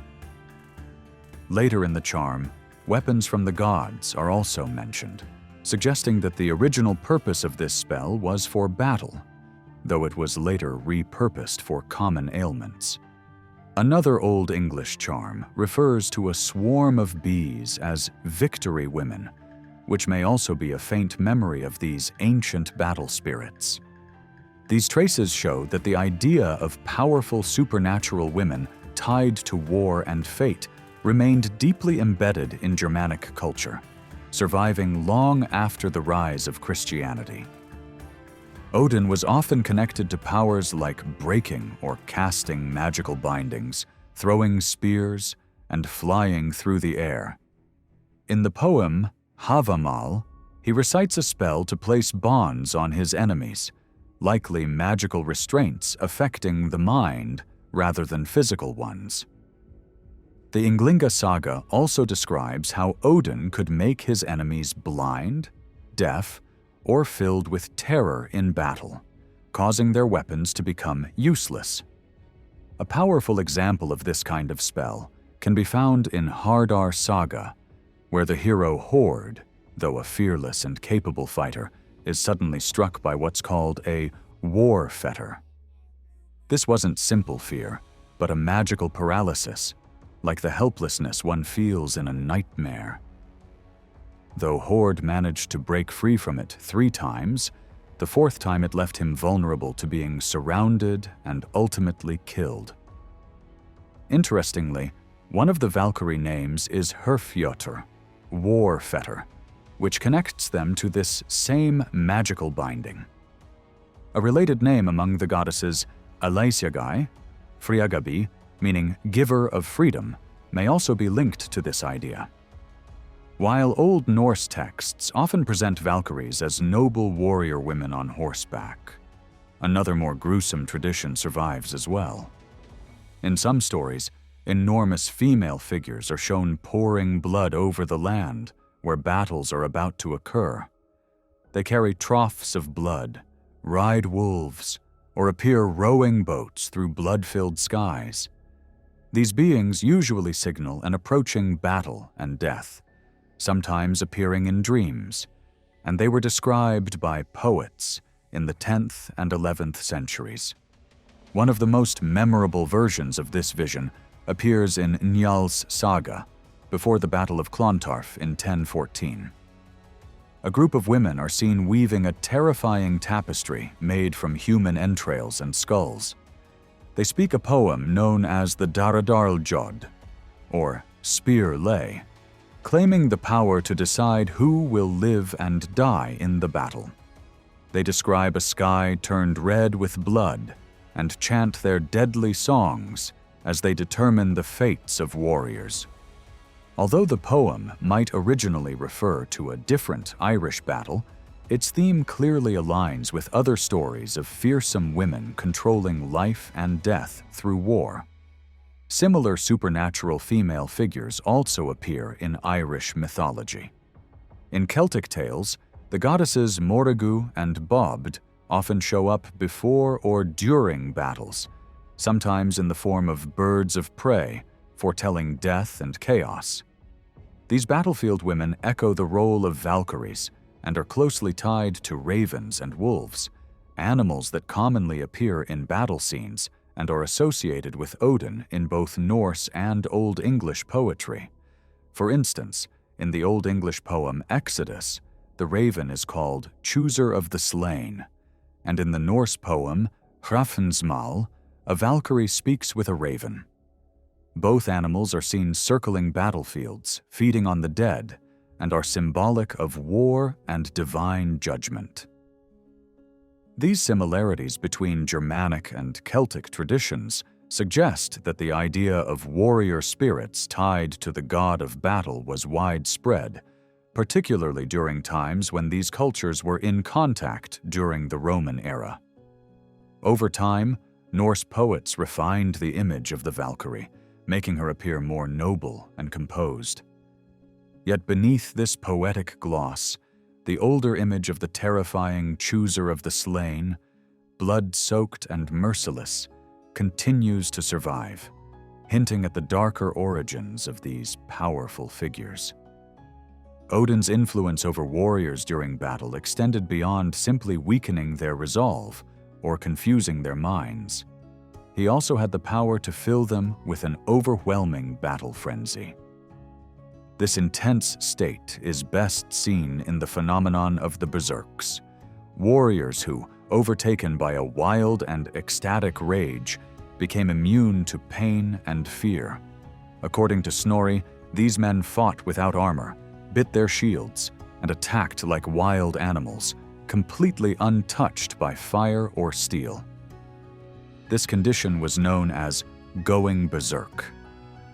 In later saga traditions, berserks were often depicted as monstrous opponents defeated by heroic figures. Yet their core traits remained important. They entered battle in a trance-like fury and were seen as a unique warrior class, existing outside the bounds of normal society.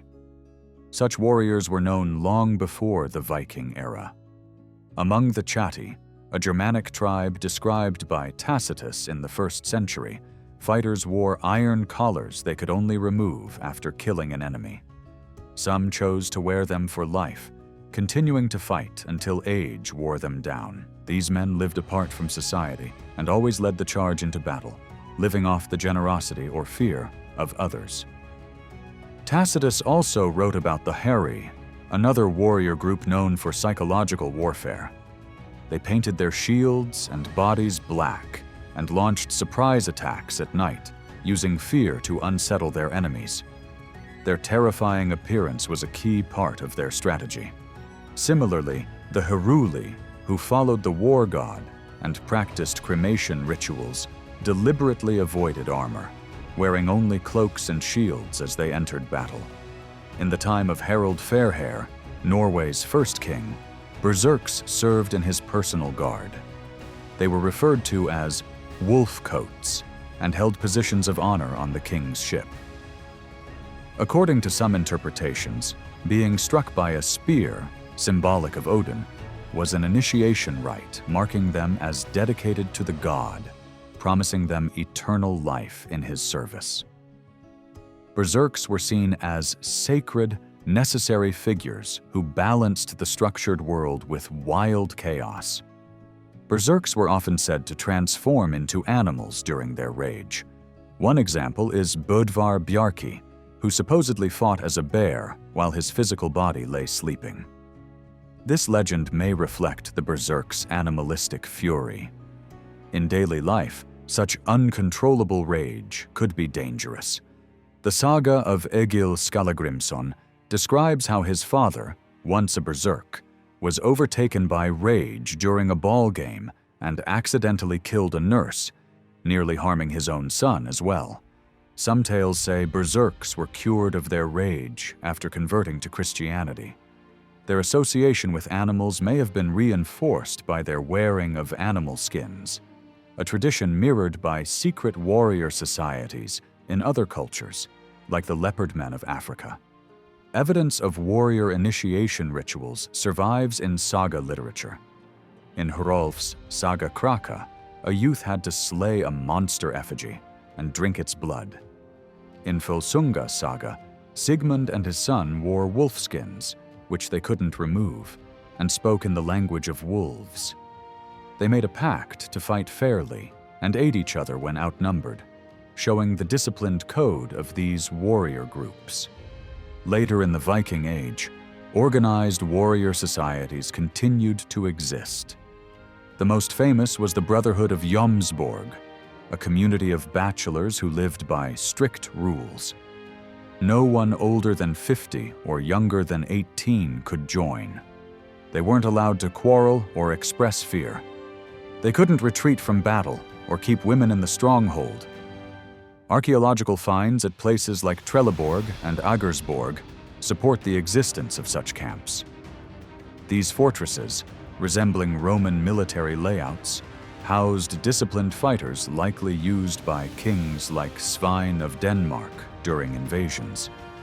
These communities probably represent the final form of a long-standing tradition of elite warrior bands, made up mostly of unmarried youths and a few seasoned veterans. They formed the core of royal guards in Scandinavia and likely influenced the enduring image of Odin and his chosen fighters. Their presence in memory and story, especially in texts like Saxo's Gesta Danorum, explains the persistent fascination with Odin's warrior cult and its vital role in northern literature. The war god held significant power in northern Europe from a very early time. In ancient Germanic belief, Tiwis was honored as the chief of armies and a guardian of justice. However, as time passed, Woden began to rise in importance. By the 1st century, tribes such as the Hermunduri and Chatti were performing sacrifices to both Tiwis and Woden, suggesting a shift in religious focus. Woden, who was associated with death and seen as the ancestor of German kings, may have already been challenging Tiwis' dominance in war. In the later pagan period, Woden had become a symbol of battle. He carried a spear, was linked to wolves and ravens, and was seen as the one who could choose who lived or died in battle. In Sweden, he was known as Odin, the supreme god with power to both release and restrain. His servants, the Valkyries, were feared as agents of death. Odin's name is thought to mean the one who causes madness, fitting his chaotic and fearsome nature. Adam of Bremen, writing in the 11th century, described Odin simply as fury. Odin was also connected to death and magic, known for putting his warriors into a trance-like battle frenzy. This madness, experienced by the berserks, made them fearless and seemingly immune to pain. In Odin's hall, Valhalla, warriors spent their days fighting and drinking, losing themselves in the very activities that brought them closer to the god spirit. For the Germanic and Viking peoples, battle was a deeply personal act. Accounts from both classical sources and native sagas emphasize individual combat and close-range fighting. In such an environment, belief in Odin, who granted courage, frenzy, and the will to fight, was a valuable advantage. His followers believed that this divine madness could mean the difference between victory and defeat. But Odin's gifts were double-edged. Berserks, despite their ferocity, were not guaranteed to win. They could still be killed in battle or survive only to suffer permanent injury. Deeds vowed during drunken feasts could become burdens once sobriety returned, as seen repeatedly in heroic tales. Because of this, Odin was also remembered as the great deceiver, a god who inspired, but could just as easily betray. Throughout the pagan era, the need for a war god was constant. The history of the Germanic tribes and Vikings was filled with conflict. Internal rivalries, invasions, and battles shaped their world. Their heroic stories arose from a society defined by violence and short lifespans. Disputes were often resolved by force, and the ideal leader was a brave warrior with a small, loyal band of fighters. These men often lived on the edge, gaining land, families, and wealth through combat, and always at risk of losing everything. Loyalty was secured through gifts of weapons and armor, won in war and shared by the leader. It is no wonder that people in such a world placed their trust in the war god. They prayed for protection in combat and for the uncertain promise of victory, a goal that rested more on spirit and chance than on sheer strength. In early Germanic religion, the bloody sacrifices of prisoners and criminals revealed a belief that the god of war demanded blood. If not satisfied, he would take the lives of his own worshippers. Brutal sacrifices performed by priestesses foreshadowed the later image of bloodthirsty Valkyries who stirred up war and rejoiced in slaughter. To honor the war god, not only blood was spilled, but also weapons and armor were offered, thrown into lakes, buried in bogs, or burned in ceremonial fires. Over time, the image of the war god seems to have shifted. In earlier periods, he was seen as a supreme ruler who held victory or defeat in his hands and taught men the importance of law and order among themselves. Later, however, he came to be viewed more as a capricious power, one who granted madness to his followers and handed out victory or defeat with the arrogance of a mortal tyrant. It's possible that this contrast is exaggerated by the fragmented evidence we possess, and that Tiwis too may have had a willful, unpredictable nature. The madness associated with Woden and Odin, whom we know far more about, was believed to bring dazzling gifts, but it also demanded terrible costs. Odin does not appear to be a god whom people could truly love or respect. Rather, he was feared, and at times men even took pride in his intoxicating power. Still, the image of Odin solely as a war god is incomplete. To fully understand him, we must also consider his role as a god of the dead. In the myths preserved by Snorri, Thor stands out as one of the most vividly portrayed gods. He is the mighty protector of Asgard and the champion of the Aesir, depicted as a powerful red-bearded figure armed with a magical hammer, iron gloves, and a belt that doubles his strength. Thor's worship endured for centuries across Western Europe, and even in the 11th century, Viking communities in Dublin continued to revere him. As the pagan era drew to a close, Thor came to symbolize direct opposition to Christ, seen in legends like a tug-of-war between Thor and King Olaf Tryggvason, or in a woman's claim that Thor challenged Christ to a duel. Thor embodied the Viking ideal of strength, bravery, and straightforward action. He was loud, bold, and untamed, a perfect reflection of the Viking spirit. Much like the Indian god Indra, Thor was known for his tremendous appetite and physical power. When disguised as Freya at the Hall of Thrym, he famously consumed an ox, 8 salmon, and 3 large cups of mead. On another occasion, he devoured 2 of the 3 oxen served by the giant Hrungnir during their fishing trip. In the Hall of Utgard Loki, Thor attempted to drain an immense drinking horn whose end reached the sea itself. Although he was tricked, his effort was so immense that it lowered the ocean's level. Many of Thor's adventures, such as wearing a bridal dress or suffering embarrassment at the hands of cunning giants, were likely meant for comic storytelling, especially during a time when belief in him was fading. But even these humorous tales reflect something important about his personality. Thor's love of food, drink, and physical confrontation matched his image as a god of brute strength and unstoppable vitality. He relied not on deceit or trickery like Odin or Loki, but on direct force, smashing his enemies with his hammer or hurling it from afar to crush them. Thor's power over stone and fire is another recurring theme. He killed his enemy Geirrod by flinging a red-hot object through a pillar, and once used a drinking horn as a weapon, launching it through stone, and shattering it against Hymir's skull. He defeated giantesses with rocks or sheer weight, always through overwhelming strength. One saga claims that while Odin granted victory in battle, it was Thor who broke rocks and shattered cliffs, showing him as a destructive force of nature, an earthshaker, a tree feller, a storm bringer. Thor's world was very different from Odin's. His worship was not elite or aristocratic. In fact, he was sometimes mocked for receiving the souls of thralls, while Odin claimed the fallen kings.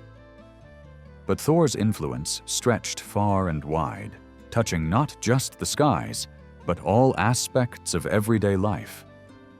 If Odin inherited some of the traits of the ancient sky god Tiwis, a large portion of that divine legacy also fell on the broad shoulders of Thor. He was not just the god of thunder, he was the god of the people. By the end of the pagan era, statues of Thor holding his hammer were reported to stand in many temples. More is known about Thor's images than those of any other Norse deity. And when he shared a temple with other gods, he was usually given the place of highest honor. These images were richly adorned, and offerings of food such as meat and bread were made to him in Norwegian temples. Worshippers would seek guidance from Thor's image when faced with difficult choices. Adam of Bremen, writing in the 11th century, confirms saga accounts by describing Thor's statue in the temple at Uppsala, holding a scepter, likely his hammer. A medieval Irish poem refers to a black devil and a golden castle, interpreted as a reference to a dark image of Thor in his Dublin shrine. In fact, in 994, King Maelsechlin is said to have seized Thor's ring and other treasures from that shrine. Norse sources like Heimskringla and Fleitijarbok describe how Christian kings of Norway destroyed large statues of Thor, indicating that these idols were life-sized or larger. A depiction of one such statue in Trondheim includes a chariot drawn by two goats, in which Thor sat magnificently decorated in gold and silver. The goats and chariot were intricately crafted, with silver-twisted ropes attached to their horns. When King Olaf Tryggvason was brought to see the statue, he was persuaded to pull the rope, causing the goats to move. This act was interpreted as service to Thor, which enraged the king and led him to command the destruction of the idols himself. The moving chariot likely formed part of a ritual honoring the god. The thunderous sound of Thor's chariot was believed to be the origin of thunder itself. Snorri traces Thor's name from the verb to drive, portraying him as the charioteer god who races across the sky. This imagery is consistent with depictions of sun gods in other traditions, and the association between thunder and wheeled movement seems to have deep roots in Northern Europe. Some Lapland words for thunder appear to come from an Old Norse term that meant both thunder and a wheeled vehicle. Skaldic verse from the 9th century also emphasizes Thor's arrival with crashing storms. One poem, Haustlung, describes Thor's journey to confront the giant Hrungnir. The earth shakes, stones break, and the sky seems to burn as the goats pull Thor's wagon through the heavens. Thor's presence in temples wasn't just symbolic of thunder. Many sources speak of a sacred gold or silver ring used for oath-taking, often kept in temples where Thor was worshipped. This ring was tied to Thor's name beyond the Norse lands. In Irish accounts, the Ring of Thor is among the treasures seized from his temple in 994. Earlier still, in 876, Danish leaders in England are said to have sworn a truce with King Alfred on such a sacred ring. Descriptions indicate this was more of an arm ring than a finger ring. One saga tells of a priest wearing it on his arm for protection, and other accounts suggest it weighed as much as 20 ounces of silver, far heavier than a typical ring. The oath formula mentioned in several sagas includes Freyr, Njord, and the Almighty God, often assumed to be Thor, due to his link with the oath ring. Iceland's National Assembly even opened on Thor's Day, and Adam of Bremen mentions the destruction of Thor's image in Uppsala's assembly site around the year 1030. It appears that Thor inherited many roles once held by the older sky god Tiwis, especially the power to sanctify oaths and bind agreements. One of Thor's most devoted followers mentioned in the sagas is Thorolf Mostrarskegg, known as the Bearded Man of Most. His story is detailed in Eyrbyggja Saga and the Book of Settlements. Originally from the small island of Most off Norway's western coast, Thorolf sought Thor's guidance when King Harald Fairhair's rule became oppressive. Receiving what he believed to be a favorable response, he dismantled Thor's shrine, loaded its carved high-seat pillars, most of its timber, and even the soil beneath Thor's pedestal onto his ship. Upon reaching Iceland, he cast the high-seat pillars into the sea, then chose to settle at the spot where they washed ashore. There, he outlined his land using fire and began constructing both his home and a grand new temple dedicated to Thor. This temple included carved pillars with sacred nails, a holy oath ring, a sacrificial bowl for catching blood, and statues of Thor and other gods. The emphasis on high-seat pillars is notable. In Scandinavian tradition, these were the ornate wooden posts that flanked the seat of honor in a hall. Their inclusion in Thor's temple suggests a symbolic transfer of authority and divine presence. Thor's link to the skies and storms also made him a powerful figure for those embarking on sea voyages. Worshippers prayed to him for good winds and safe passage, and many settlers in Iceland adopted Thorolf's method, casting high-seat pillars into the water and settling where they came ashore, trusting Thor to guide them. Some accounts even mention images of Thor being carved directly onto these pillars, reinforcing his protective role. The reference to god nails driven into the temple pillars may reflect a deeper ritual function. A clue to their purpose comes from 17th century descriptions of Lapp religious customs. The Lapps worshipped a thunder god represented as a rough wooden figure with a carved head and stick arms, one of which held a mallet. Into the head of the figure, they drove an iron nail and embedded a piece of flint, possibly to symbolically spark fire. If similar nails in Thor's temple pillars were used to create ritual fire, it may explain an unusual myth involving Thor's battle with the giant Hrungnir. In that tale, Thor throws his hammer while the giant hurls a whetstone. The hammer shatters the stone, but a fragment remains lodged in Thor's head. Such an image could be rooted in poetic symbolism or ceremonial tradition. Georges Dumézil suggested that the myth, which includes 2 duels between the gods and their helpers, may echo an ancient initiation rite, where a young warrior symbolically defeats a mock enemy. The embedded whetstone might represent the spark of fire created by striking stone against metal, an action that mirrors lightning in nature. This idea is strengthened by later references in Icelandic sagas to fire in Thor's temples. In Kjalnesinga saga, the temple is described in traditional terms, but with an iron-topped altar that held a fire which was never allowed to die out.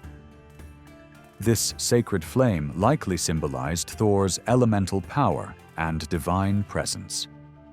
Many have dismissed the idea of Thor's connection with fire as a literary invention, possibly inspired by classical sources. Yet there is growing reason to believe that this link was genuinely rooted in older traditions. Thorolf's ritual of claiming land with fire in Thor's name supports the association, as does the possibility that cremation rites were tied to Thor alongside Odin. Among the old Prussians, a sacred fire burned continuously in a sanctuary dedicated to the thunder god, built within an oak grove. Thor's dominion over lightning, heavenly fire, further reinforces this connection, and it seems that thunder itself was symbolically recreated in rituals conducted within his temples. Thor's hammer was central to his mythos and religious symbolism. It was not just a weapon. It represented divine power, protection, and sanctity. The myths often describe Mjolnir as the most valuable treasure of the gods, essential for defending Asgard from the giants.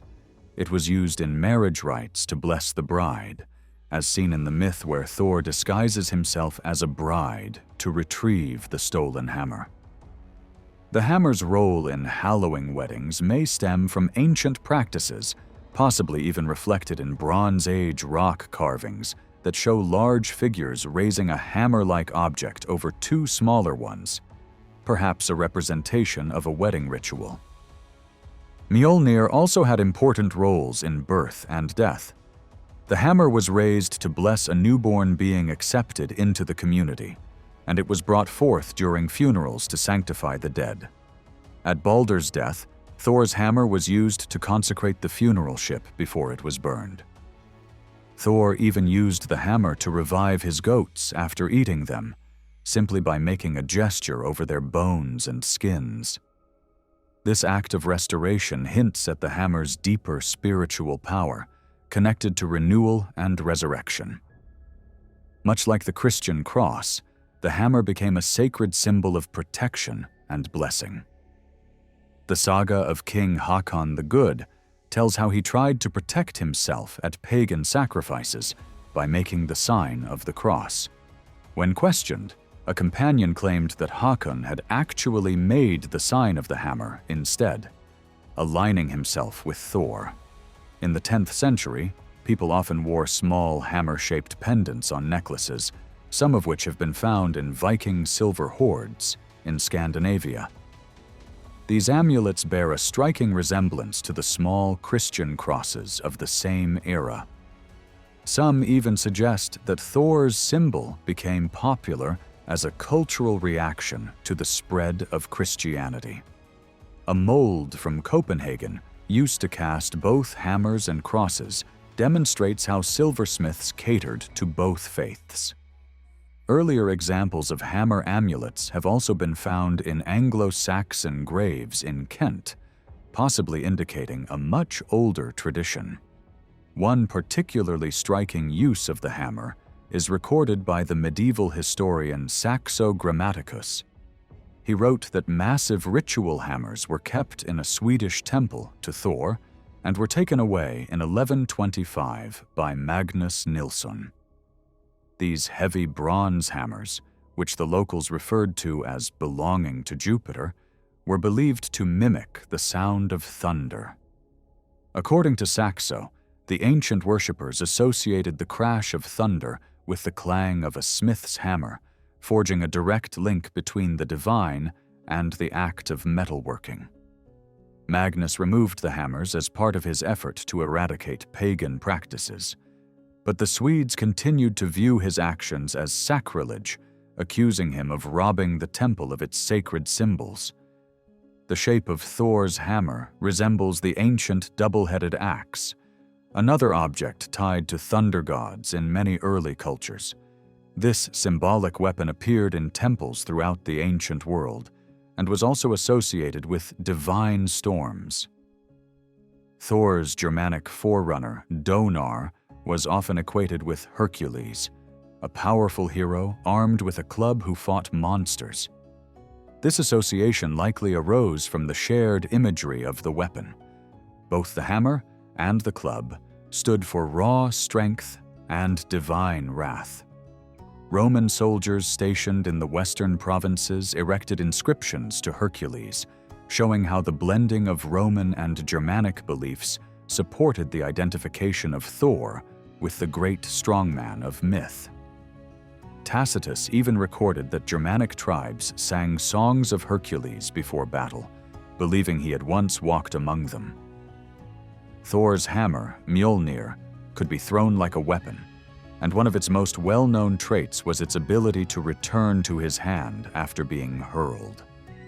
This made it an ideal symbol of the thunderbolt cast down by a wrathful god. Both Snorri and Saxo mention that the hammer had a short handle. Snorri explains this through a tale where Loki interfered during its forging, while Saxo attributes it to a battle where Hotherus broke the shaft. The short-handled design is also seen in Danish amulets, many of which have a metal ring through the handle. Such a ring may have been intended to help throw the hammer more effectively, much like the hammers used in traditional Highland games. On a rune stone from Stenkvista in Sweden, a hammer with a looped handle appears as a protective sign on a grave, representing Thor's blessing. Objects that resemble hammers or double axes appear among magical symbols used by Lappish shamans on their ceremonial drums, which were used before Christianity arrived. These drums were struck with tools that looked like small hammers, creating a clear connection to the thunderous metal hammers reportedly used in Thor's temples. The Lappish thunder god, known as Horagales, is believed to have a name derived from Old Man Thor. On some drums, a male figure is shown holding two hammer-like objects, or sometimes a cross with hooked ends, similar to a swastika. This ancient symbol has been found across many cultures and is thought to have connections to fire or to the sun wheel of the Bronze Age. It may have evolved from the hammer or axe symbols associated with thunder and lightning, linking it to Thor as the bringer of both sunlight and storm. In Anglo-Saxon tradition, the thunder god was called Thunor. Though Christianity eventually replaced the old gods, echoes of Thunor remain, such as in a 10th century charter where the Christian god is referred to as the High Thunderer. The swastika symbol appears frequently in Anglo-Saxon graves from the pagan era, especially on cremation urns in East Anglia.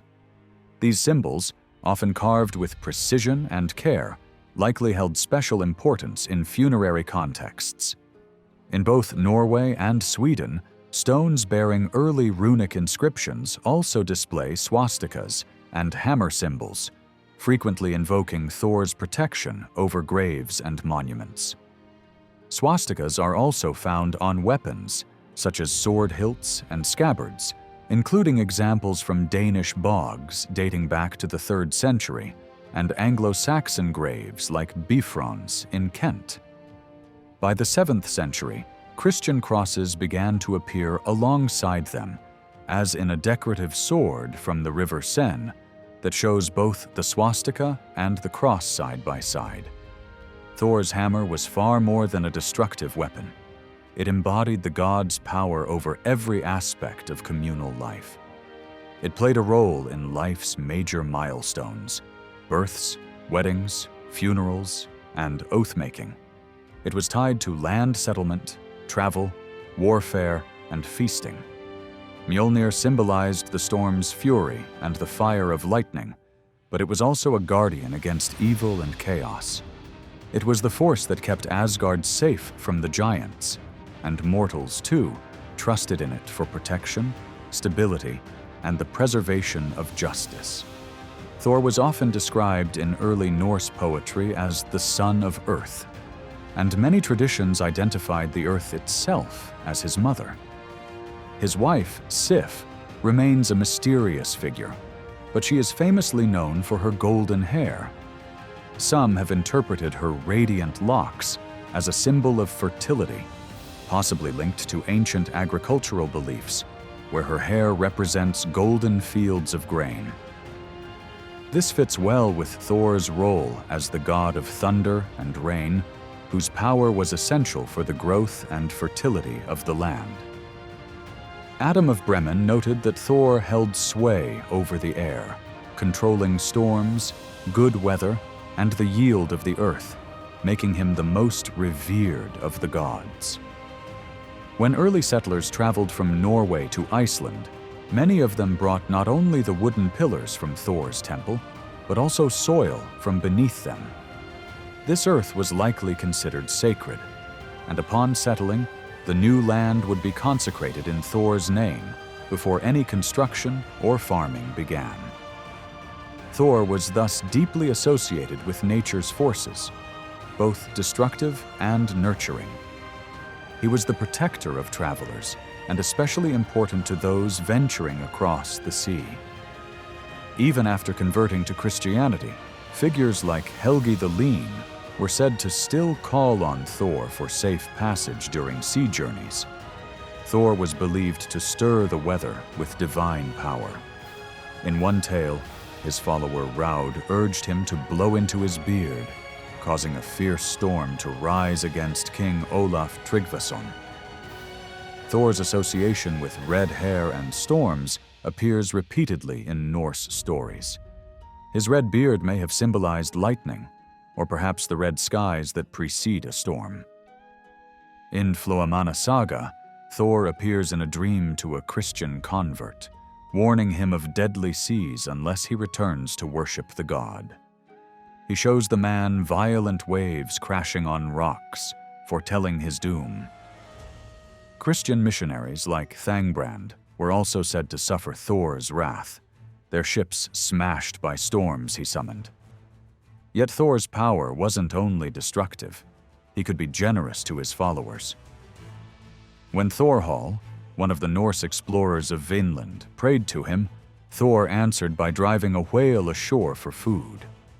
Thorhall then mocked the Christians, claiming that his poetry in honor of Thor had succeeded where their god had failed. The symbolic power of Thor's red beard is often emphasized, possibly linking it to fire, lightning, or the stormy sky. The poetry also describes his terrifying appearance, his burning eyes and thunderous voice striking fear into those who saw or heard him. While Norse mythology often likened Thor to Hercules, with his hammer and strength, other traditions associated him with Jupiter, the Roman sky god. Thor's hammer, much like Jupiter's thunderbolt, signified divine authority and power over the elements. Thursday, known in Latin as Dies Iovis, Jupiter's Day, became Thor's Day among Germanic peoples. In English, it became Thursday, and in German, Donnerstag. The day held sacred meaning, so much so that Christian leaders like Bishop Eligius in the 7th century had to caution their followers for continuing to observe it as a holy day, long after the official rise of Christianity. Thor's presence remained strong in cultural memory, tied to the rhythms of nature, the cycles of the week, and the fierce power of the storm. There is strong reason to believe that the worship of Thor remained powerful and widespread in the north up until the end of the pagan era. Two pieces of evidence highlight how deeply rooted his cult was: the large number of children named after him in Scandinavia, and the many places that bore his name. Even the Irish in Dublin referred to Viking settlers as the people of Thor. His followers, often proud and self-reliant individuals, like the Norwegian farmers, Icelandic and Irish settlers, or roving adventurers, tended to be those who preferred to make their own decisions rather than submit to centralized authority. Thor's cult, in essence, appealed to those who trusted in personal strength and independence. As the sky god, Thor was called upon to bless and protect nearly every part of communal life. However, when we compare this serious role to the mythical stories surrounding him, where he often charges off to kill trolls or smashes unwanted giants in Asgard, there seems to be a disconnect. These myths frequently portray him with humor, emphasizing his brute force and unpredictable temper, and often boil down his actions to a single, familiar solution: using his hammer. It's worth remembering, though, that myths are often reshaped over time, sometimes simplified, sometimes made humorous, especially in retellings like those by Snorri, which were recorded long after the end of paganism. Still, the enemies Thor faces in these tales tell us much about his character and significance. Thor's main foes are the frost giants and giantesses, figures like Hrungnir, Thrym, Hymir, and Geirrod, representatives of chaos and destruction.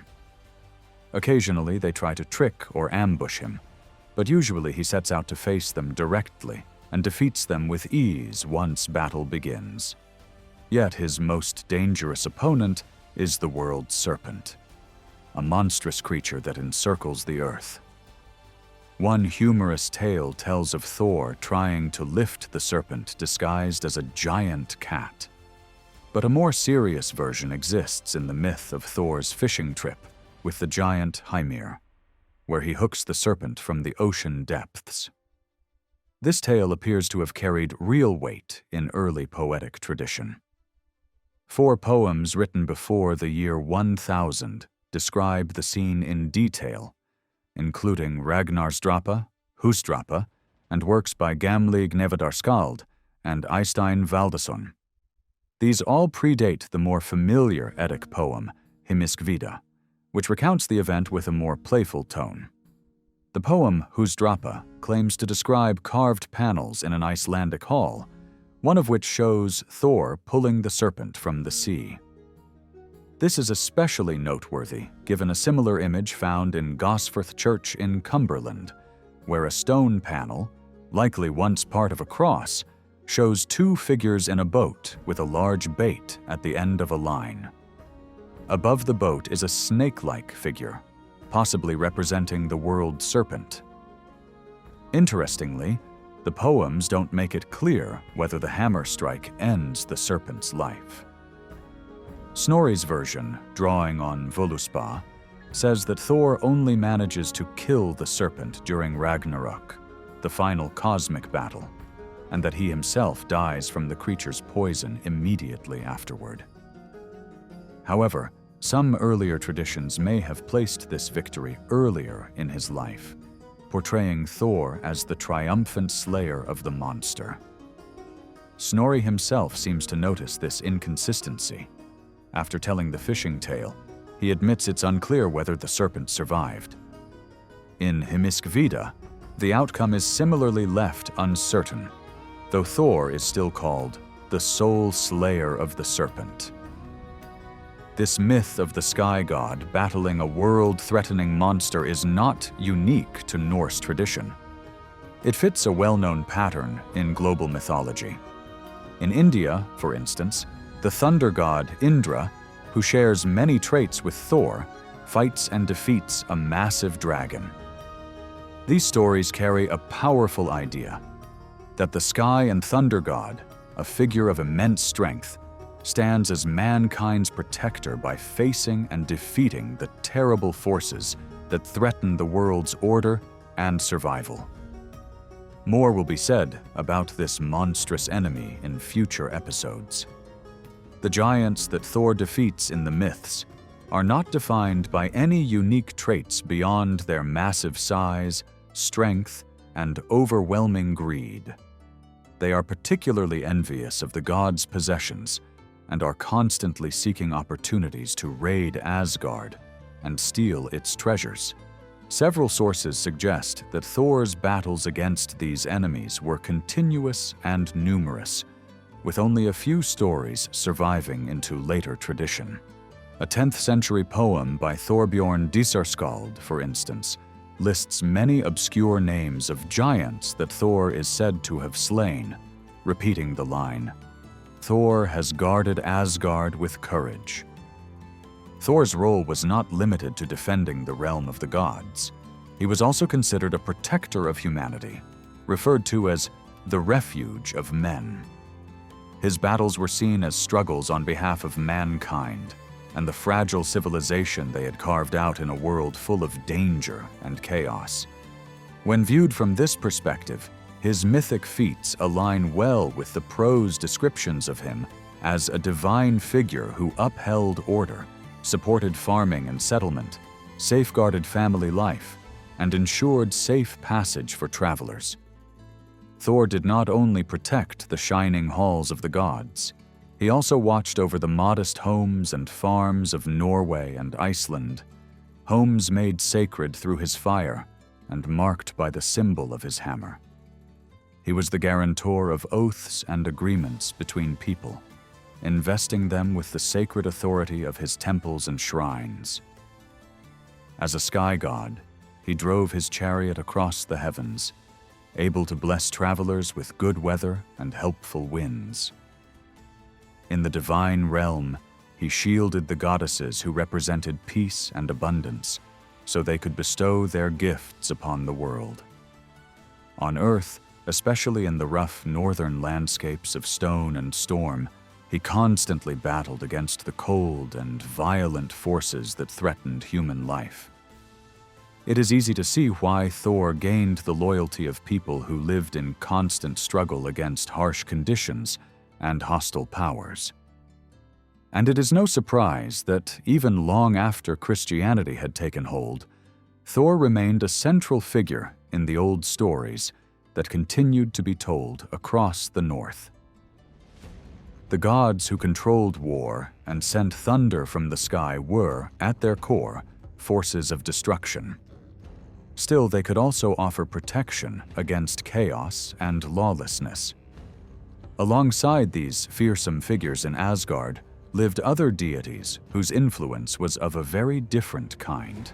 Their powers were tied to peace, prosperity, and the fertility of the cultivated world. These gods were known as the Vanir, and among them, the most prominent were Freyr and Freya, twin siblings, and the children of the sea god Njord.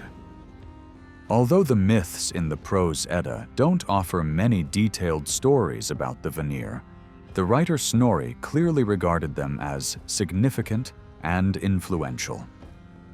He emphasized that their worship endured well into the later days of the Old Faith. Freyr, in particular, was called God of the World and was deeply cherished by the Swedish people. According to the old tales, during his time, the land experienced greater peace and richer harvests than ever before. The only surviving myth about Freyr that Snorri shares comes from an old poem. It tells of Freyr falling in love with a beautiful maiden named Gerd, who lived among the giants in the underworld. Freyr sent his servant Skirnir to woo her on his behalf. After some struggle, Gerd finally agreed to meet Freyr and become his bride. Some scholars see this story as a symbolic union between the sky god and the earth goddess, representing the coming of fruitful harvests and seasonal abundance. Other sources suggest that this idea of a divine marriage played a central role in Freyr's worship, just as it did in many fertility cults of the ancient Near East. A curious and ironic tale preserved in a medieval Icelandic saga adds a comic perspective to Freyr's cult. The story follows a young Norwegian man named Gunnar Helming, who, after falling out with King Olaf, fled to Sweden.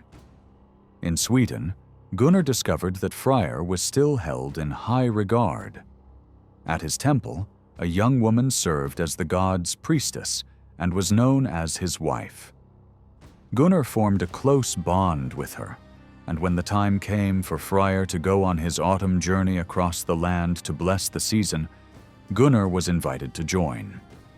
The priestess, however, was unsure whether the god would approve of this arrangement. During the journey, a snowstorm struck as they crossed a mountain pass. Everyone abandoned the god's wagon, except for Gunnar. Alone in the storm, he did his best to lead the wagon forward, but eventually stopped to rest. The priestess warned him that Freyr would be angry. Then, in a strange twist, Freyr is said to have stepped from his wagon and attacked Gunnar. In the heat of the struggle, Gunnar called on the Christian god of King Olaf, and with newfound strength, he defeated Freyr and destroyed his image. What followed was even more unexpected. Gunnar decided to dress in Freyr's garments and impersonate the god. The plan worked. Despite the storm, they reached the feast they had been invited to, and the people were overjoyed to see their god among them. This new Freyr ate, drank, and joined their celebrations. Even more surprisingly, instead of demanding sacrifices, he asked for clothes and valuables, something the people gladly gave. The winter turned out well, and when it was discovered that Freyr's priestess was with child, the god's fame grew even more.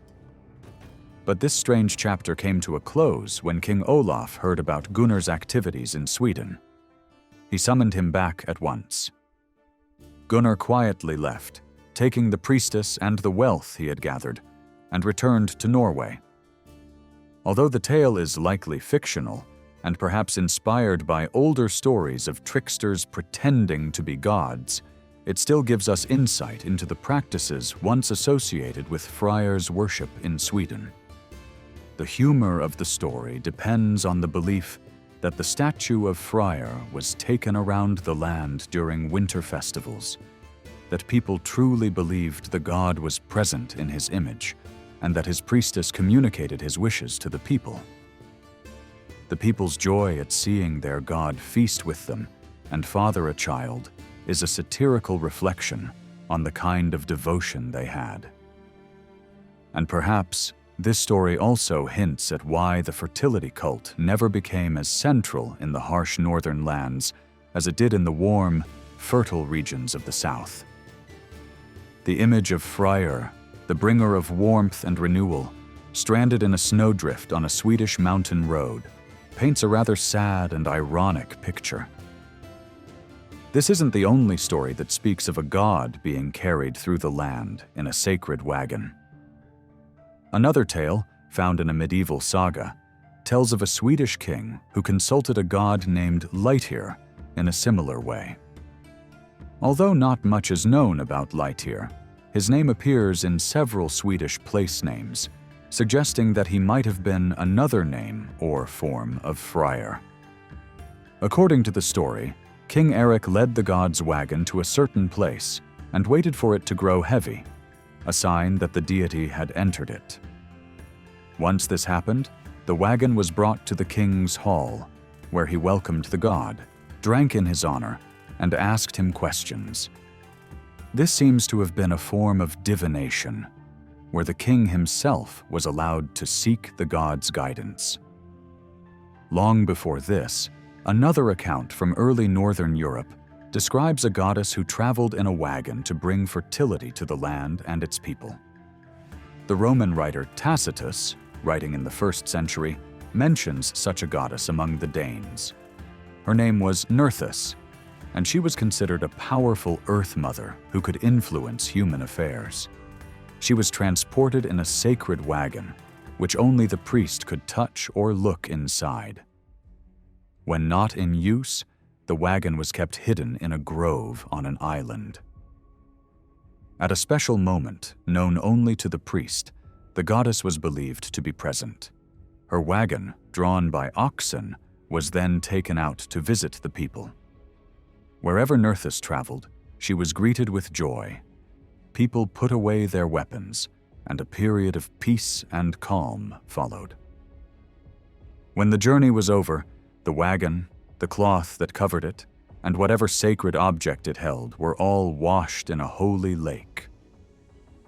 The slaves who performed this task were drowned afterward, so that no one would reveal the mystery of what they had seen. Although a great stretch of time separates Tacitus's account from the tale of Gunnar Helming, the similarities between the rituals are striking. Archaeology helps bridge that gap. In western Denmark, 2 finely crafted wagons were found in a peat bog, dating to around the 3rd century. Alongside them was a small wooden stool, which may have served as a seat for the deity. Nearby were clay vessels and weaving tools, suggesting a link to women. These small wagons might well have been used in the kind of sacred processions that Tacitus described. Centuries later, another ceremonial wagon was discovered in a Viking ship burial at Oseberg in Norway. This 9th century find included beautifully carved wooden objects, clearly made for ritual use, and was buried with a woman of high status. Among the burial goods were tapestries showing a wagon with a man and a woman standing beside it, possibly depicting a ritual procession much like those remembered in myth. Even older symbols exist. Small figurines from the Bronze Age, showing women kneeling as if driving chariots, may represent a similar vision of the fertility goddess traveling across the land to bless it. These rituals weren't limited to Northern Europe. In the southeast, a goddess named Cybele was also carried through the countryside. She was associated with fruitfulness and renewal. A vivid and rather mocking description of her cult appears in Apuleius's Golden Ass, where priests in women's clothing followed her image, pretending to fall into ecstasy and performing outrageous acts. Cybele's worship even reached Gaul. In the 4th century, stories about Saint Martin describe statues veiled in white being carried around the fields in seasonal processions. Other accounts, like those from Gregory of Tours, mention similar customs in cities like Autumn. Some scholars have suggested that Tacitus may have based his account of Nerthus on what he knew about Cybele's rites. But when all the independent evidence is taken into account, it becomes clear that northern fertility goddesses were indeed honored through these moving processions. Practices linked to Freyr and the Vanir likely continued in Sweden until the very end of the old pagan era. The first question that comes to mind is why a fertility goddess worshipped in Denmark during the 1st century was later replaced by a male god during the Viking Age. In written sources, Freyr is described as the chief god of abundance and fertility. According to Adam of Bremen, Freyr's statue at the temple in Uppsala was phallic in shape. He was a god who brought peace and prosperity to people and was invoked in marriages. Saxo also states that Freyr was worshipped in Uppsala. According to him, a major sacrificial ceremony called Froblot was regularly held there, and human sacrifices were included among the offerings. Worship of Freyr also involved feminine movements, mime performances on stage, and ritual dramatic presentations accompanied by the sound of bells. Saxo and the heroes he described regarded these ceremonies as degrading and shameful. Even today, elements such as cross-dressing, clapping, and the use of bells are preserved in some traditional folk performances. This suggests the existence of seasonal fertility rituals in Uppsala, performed in symbolic theatrical forms in honor of Freyr. If these rituals involved a symbolic, sacred marriage, it could help explain Saxo's disgust. Human sacrifices associated with the Vanir gods are also mentioned by Saxo and other sources. In the poem Ynglingatal, some ancient Swedish kings are described as having died in strange and violent ways. It seems that the Swedes believed their kings possessed the power to bring peace and prosperity to the land, a power also attributed to Freyr. Some scholars have argued that these ancient kings were symbolically considered married to a fertility goddess, such as Freya or Nerthus, and were sacrificed when their reigns ended. If this is true, then Freyr may have gradually evolved from being the consort of a fertility goddess into an independent god. However, this remains just a theory. We have no direct accounts from reliable outside observers that confirm such a tradition of royal sacrifice. Furthermore, no archaeological evidence supporting this practice has been found in Sweden so far. Freyr is also known to be closely associated with horse cults. Sacred horses were kept in his temple at Thrandheim in Norway. It is said that when Olaf Tryggvason came to destroy this temple, he found a stallion prepared to be sacrificed to Freyr. Olaf drove this horse into the temple, thereby defying Freyr, since it was forbidden to ride a horse dedicated to the god. In Icelandic sagas, horses are also mentioned as being kept near Freyr's temples. The most well-known example is the stallion Freyfaxi, dedicated to Freyr and owned by Hrafnkell. Hrafnkell considered the horse sacred and only allowed himself to ride it. However, when a young boy rode it unknowingly, Hrafnkell killed him to stay true to his vow. This act eventually led to Hrafnkell's downfall. His enemies threw Freyfaxi off a cliff, and Hrafnkell lost his faith and abandoned Freyr. Although fictional, this story may reflect folk traditions about the Freyr cult. Another saga also mentions a horse named Freyfaxi. In this story, followers of Freyr are said to participate in horse fighting contests. This tradition may be connected to the cult of Freyr. These horse fights, which were popular in some parts of Iceland, may originally have had religious significance. Another animal associated with Freyr and his sister Freya is the wild boar. According to Snorri, Freyr owns a magical boar named Gullinbursti, whose glowing bristles shine in the dark and runs faster than horses. Freya's boar is named Hildisvín. In the poem Hyndluljóð, Freya gives someone a boar form to conceal his identity. These animal symbols show that the connection between fertility deities and animals dates back to ancient times. In early Swedish and Anglo-Saxon England, the boar figure held great importance. It was frequently used in ceremonies, on weapons, and as decorative motifs. Some helmets from the 7th century have boar head-shaped crests. On some Swedish helmet plates, warriors are depicted wearing large boar heads on their helmets. One Anglo-Saxon helmet found in a grave at Benty Grange features a small boar figure made of gold-plated bronze with eyes adorned in garnet. These figures were believed to have protective powers. In the Beowulf epic, the boar image on a helmet is said to protect the warrior. The hilt of an Anglo-Saxon sword found in eastern England also features 3 small boar figures, thought to serve a similar purpose. The Roman historian Tacitus wrote that the Aesti, a Germanic people living on the Prussian coast in the 1st century, carried boar figures as religious symbols. These figures were likely masks or helmet decorations covering the face. Plutarch also mentioned that the Cimmerians covered their faces with helmets shaped like the jaws of wild animals. On some Swedish helmet plates, a warrior is shown wearing a boar mask with visible tusks on one side of his face. All of these findings indicate that boar-themed helmets carried great meaning in early Sweden and were valued by kings.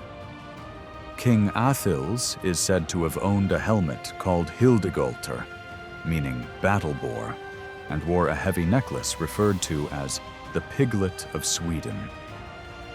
He is also said to have acquired another helmet named Hildisvín from his rival King Ali, a name that matches Freya's magical boar. When we hear that Ottar the Simple, a worshipper of Freya, disguised himself as her boar, it may suggest that priests of the Vanir once wore boar masks, claiming divine inspiration and protection from the goddess. Although the Vanir were not typically gods of war, the protection they offered likely extended to times of conflict. Both Tacitus and Beowulf emphasize the boar's role as a powerful symbol of defense.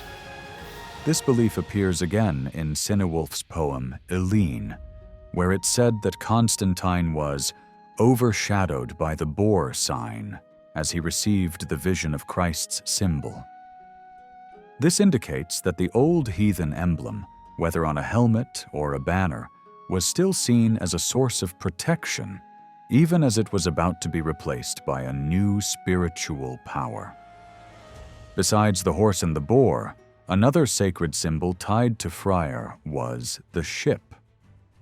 Freyr was said to own a magical ship called Skidbladnir, which could carry all the gods, yet could be folded up and stored in a small pouch when not in use. This mythical vessel may reflect the existence of real cult ships, used in religious processions, which were disassembled and stored afterward. There is strong evidence of such ceremonial ships being used and preserved in Scandinavian churches from the Middle Ages, well into modern times. In Denmark, some were used in field blessing rituals, suggesting that the tradition of Freyr's sacred ship may have survived in Christian practice. The ship, as a religious symbol, has deep roots in the north. Tacitus wrote about a goddess worshipped by the Suebi, whose symbol was a boat, and he likened her to Isis, suggesting her association with fertility. While we cannot be certain, some have proposed that the mysterious symbol connected to the goddess Nerthus may also have been a ship. From the Bronze Age onwards, ships played a major role in burial customs throughout Northern Europe. Freyr himself was associated with death and burial, as noted by Snorri in the Ynglinga saga.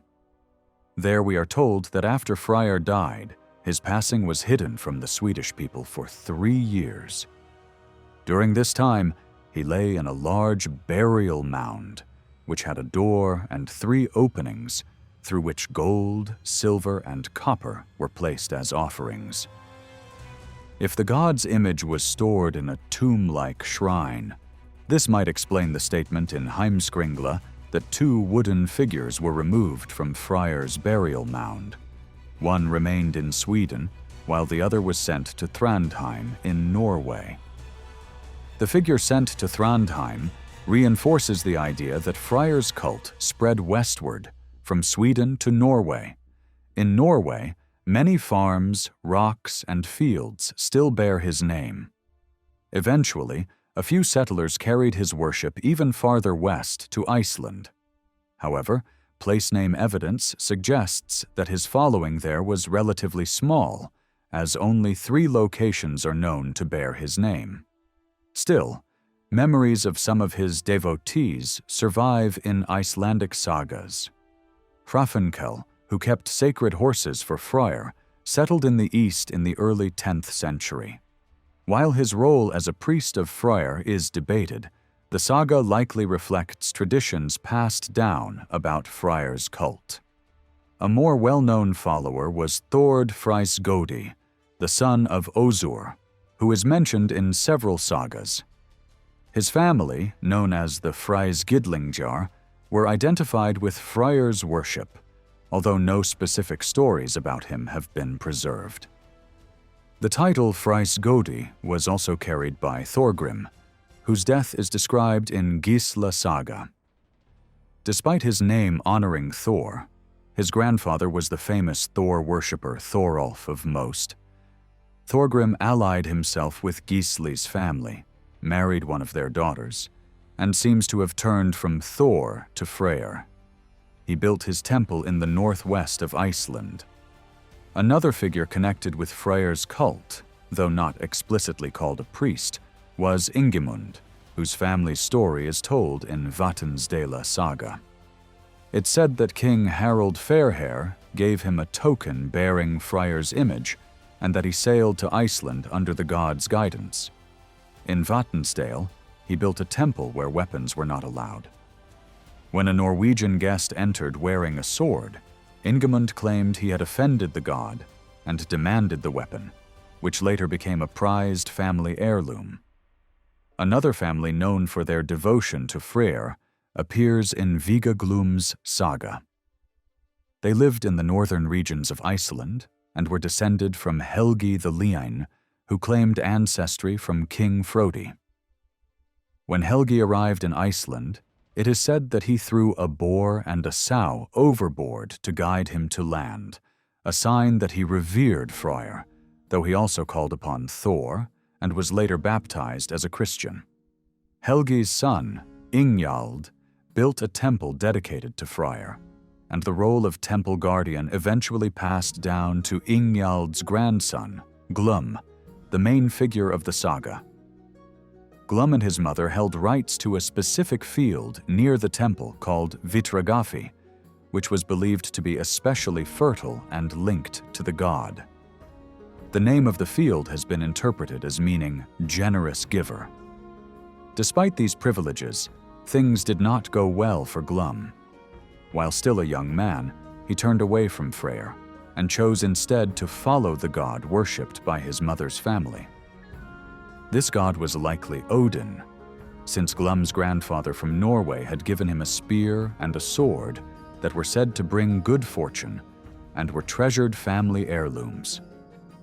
Glum later used that same spear to kill a relative in the sacred field after being denied his rightful share of the grain.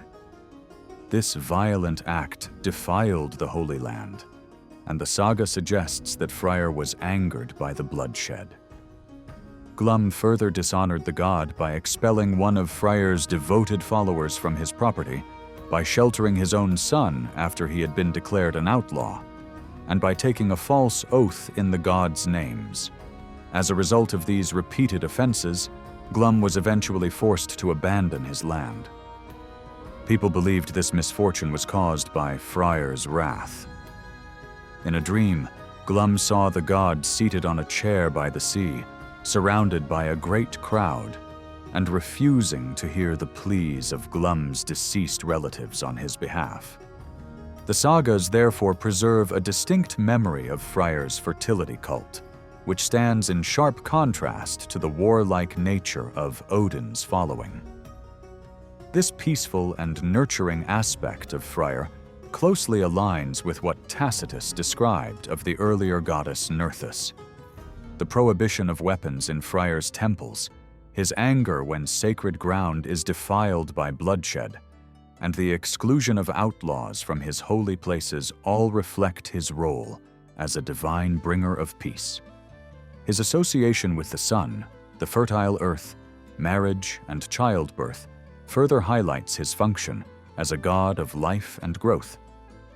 Just as Nerthus was called Mother Earth and intervened directly in human affairs, Freyr too was seen as a deity who brought prosperity and inspired joy. His followers gladly shared their wealth with him, and his presence was a source of comfort and abundance. Freyr's presence in dreams, seated by the sea, echoes older images of divine processions, like the sacred wagon of Nerthus. This aspect of his worship is also reflected in the tale of Gunnar Helming and in the accounts from Thrandheim, where Freyr's followers eagerly told King Olaf Tryggvason that their god had spoken to them, predicted future events, and provided peace and abundance. Freyr's presence in dreams, seated by the sea, echoes older images of divine processions, like the sacred wagon of Nerthus. This aspect of his worship is also reflected in the tale of Gunnar Helming and in the accounts from Thrandheim, where Freyr's followers eagerly told King Olaf Tryggvason that their god had spoken to them, predicted future events, and provided peace and abundance. Although Freyr's worshippers may have been few in Western Scandinavia, their loyalty and love for their god were so strong that their devotion was remembered long after the cult had faded. Although Freyr is the primary god associated with peace and abundance, other male figures appear in Northern tradition who share similar traits and may represent variations of the same divine concept under different names. One such figure is Frodi, depicted as an ancient Danish king. Both Snorri and Saxo describe his reign as a time of extraordinary peace and prosperity. According to Snorri, Frodi ruled Denmark while Freyr reigned in Sweden, and both periods coincided with the peaceful age of the Augustines. Saxo, although less consistent in his portrayal due to multiple kings named Frodi in his accounts, also preserves the story of a calm and thriving reign. He recounts that Frodi's body was carried around in a wagon by his people after death, before being laid to rest in a burial mound. A poem allegedly inscribed on his grave speaks of the Danes' devotion, how they carried his body long after death, before finally laying him to rest beneath the sky. The similarities between this Danish Frodi and Freyr are striking. Like Freyr, Frodi was associated with prosperity, was honored through a ceremonial wagon procession, and was entombed in a mound.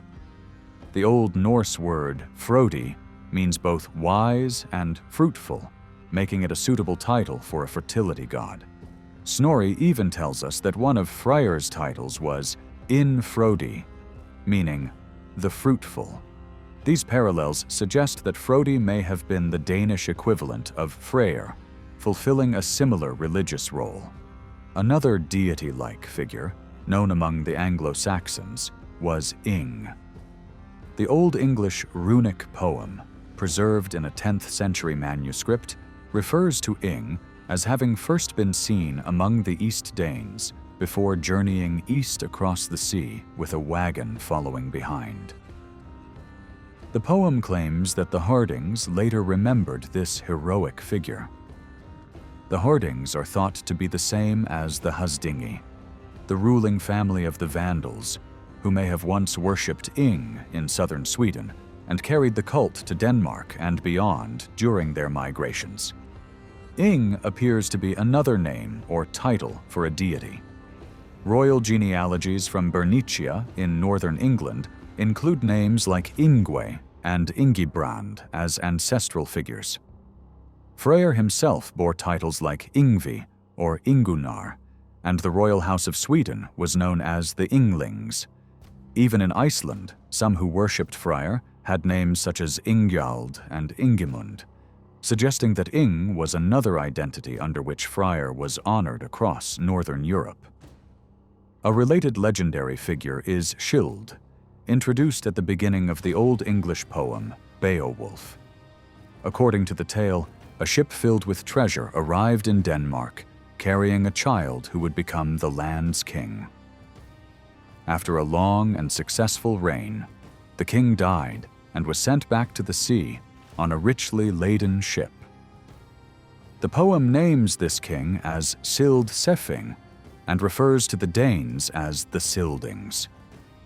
Another version of this story appears much later in the 12th century work Gesta Regum by William of Malmesbury, where the child is named Siaf and arrives with a sheaf of grain beside him.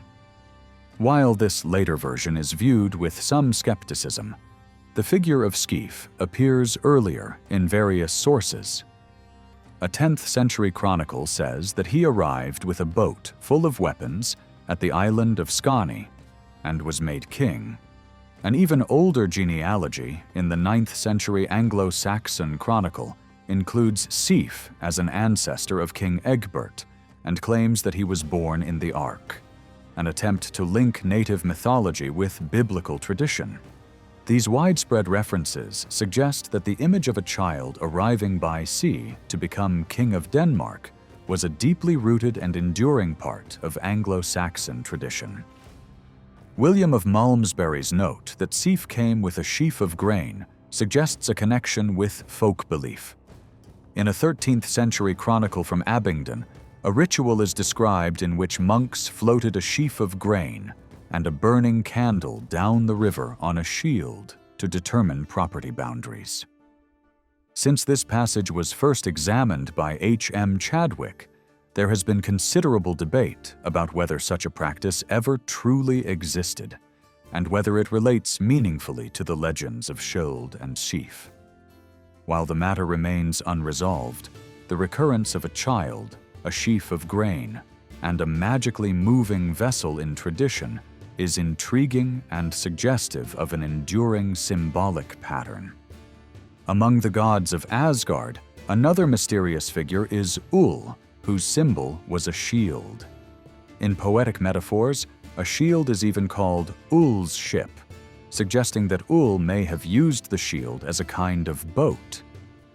Though Snorri says little about him, Ul was likely once a significant deity. In both Norway and Sweden, place names bearing the forms Ullr and Ullin indicate his past importance.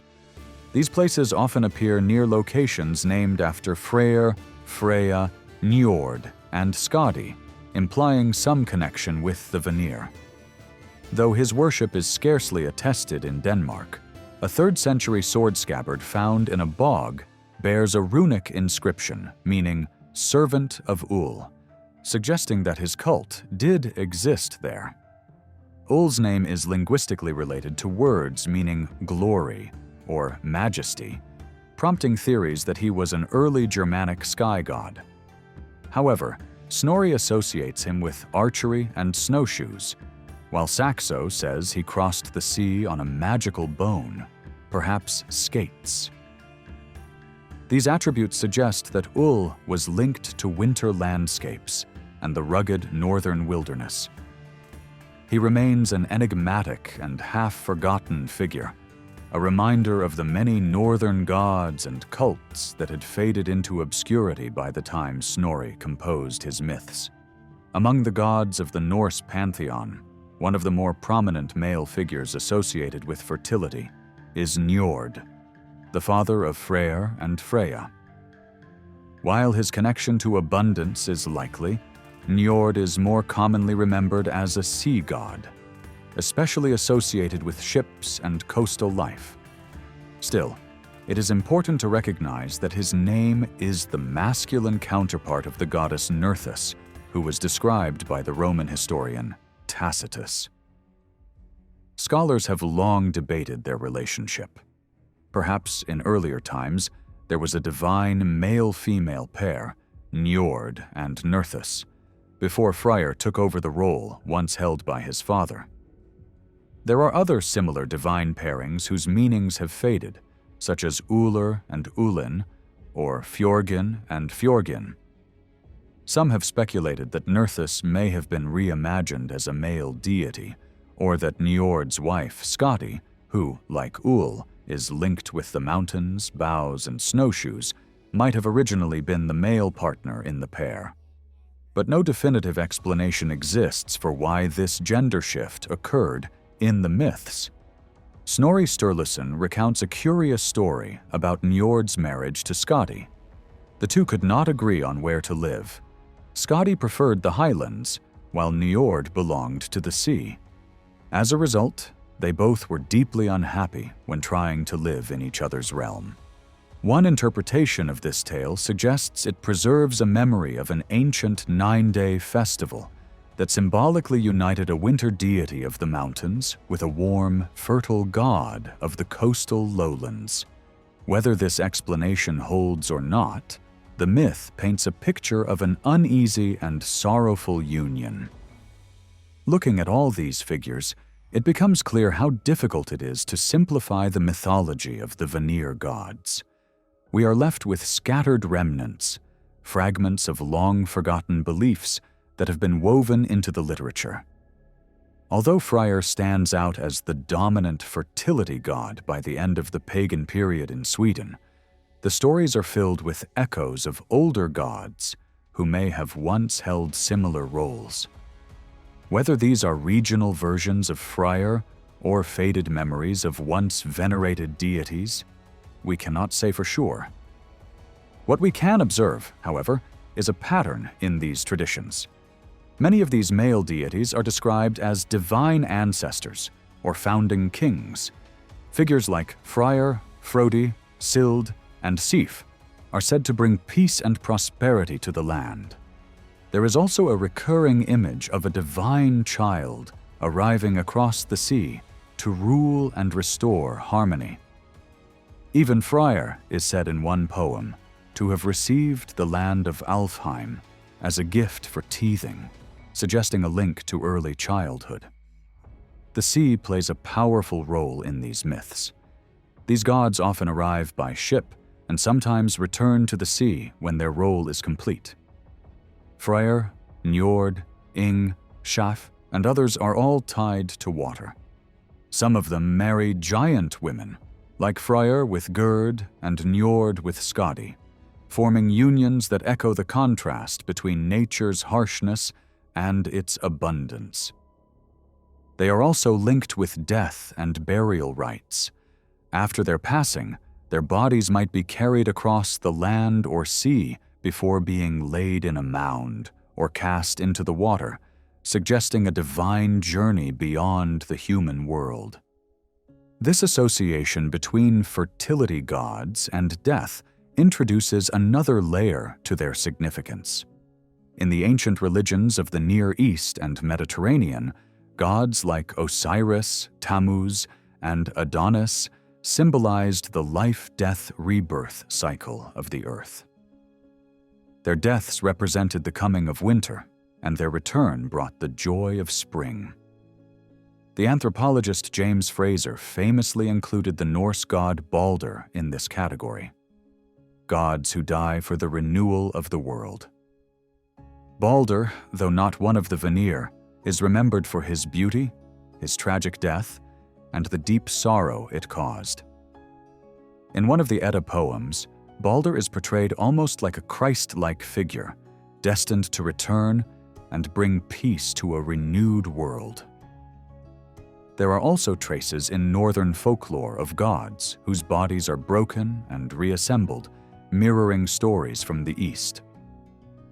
One such tale comes from Finnish mythology. The Kalevala tells of Lemminkainen, who was dismembered and thrown into a river, only to be revived by his mother, who gathered his scattered remains. On a more folkloric level, the English legend of John Barleycorn represents the seasonal sacrifice of barley in the brewing of ale, his suffering told through traditional songs. In Norse myth, there is a minor figure called Bygvir, whose name means barley. He appears in the poem Lokasenna, where Loki mocks him for whispering constantly to Freyr. Bygvir's partner is Bela, whose name may mean bee, a nod to mead, the drink made from honey. In early Anglo-Saxon royal genealogies, a figure named Biau or Bio appears, possibly connected to the barley grain. But we lack solid evidence that he, or others like him, were ever worshipped as fertility gods, or that they were part of a ritual cycle of death and resurrection tied to the harvest.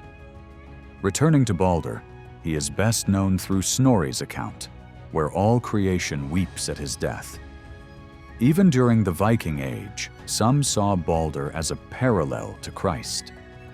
In the Old English poem, The Dream of the Rood, a similar scene is imagined, nature grieving for the crucified Christ. Yet unlike the dying gods of the Mediterranean, Balder is not resurrected in the myth. His death does not bring famine, nor does his return usher in a new harvest. He remains more a tragic symbol than a savior of the land. And yet, something about his story lingers with the power of older fertility myths. Snorri's version of Balder's death, so rich in sorrow and reverence, may reflect a distant echo of the belief in a god whose death brings life to the world. Even if Balder was not one of the Vanir, the myth may have drawn from the same emotional well. In the end, the death of the fertility god touches something deep within us, a sorrow for the passing seasons and a recognition of the human condition, that we too are bound to the cycles of growth, loss, and renewal. The death of the god is only one part of the story. With the arrival of spring comes new life, renewed hope, and the promise of abundance. Harvest time brings the final fulfillment, so the mourning must eventually give way to joy. In some ancient religions, this cycle of rebirth was closely tied to a belief in personal immortality for human beings. But in the northern traditions of Europe, this belief doesn't appear to have taken root. We hear of Freyr lying in his burial mound and Frodi resting in his sacred wagon. The early Swedish kings were often sent to the afterlife in strange, sometimes violent ways. One tale even describes the body of Halfdan the Black, an early king of Norway, being divided among his people, each of 4 districts receiving a part of his dismembered remains. Yet, for all this, there is no clear tradition of resurrection like that found in the myth of Osiris. Although Freyr was believed to return each year with his priestess and sacred wagon, and Nerthus was similarly received with joy by the Danes in earlier times, there is no strong suggestion that this return came from the realm of the dead. In the same way, Baldur's story includes no triumphant return, despite Hel's promise that universal mourning might bring him back. What we see instead in many of these myths is a pattern of succession. A younger, more vigorous deity steps in to take the place of the one who has passed. Sometimes a divine child rules for a time before departing and leaving his role to another. The fragments of the old northern fertility religion that survive in literature seem to emphasize this cycle of replacement rather than resurrection.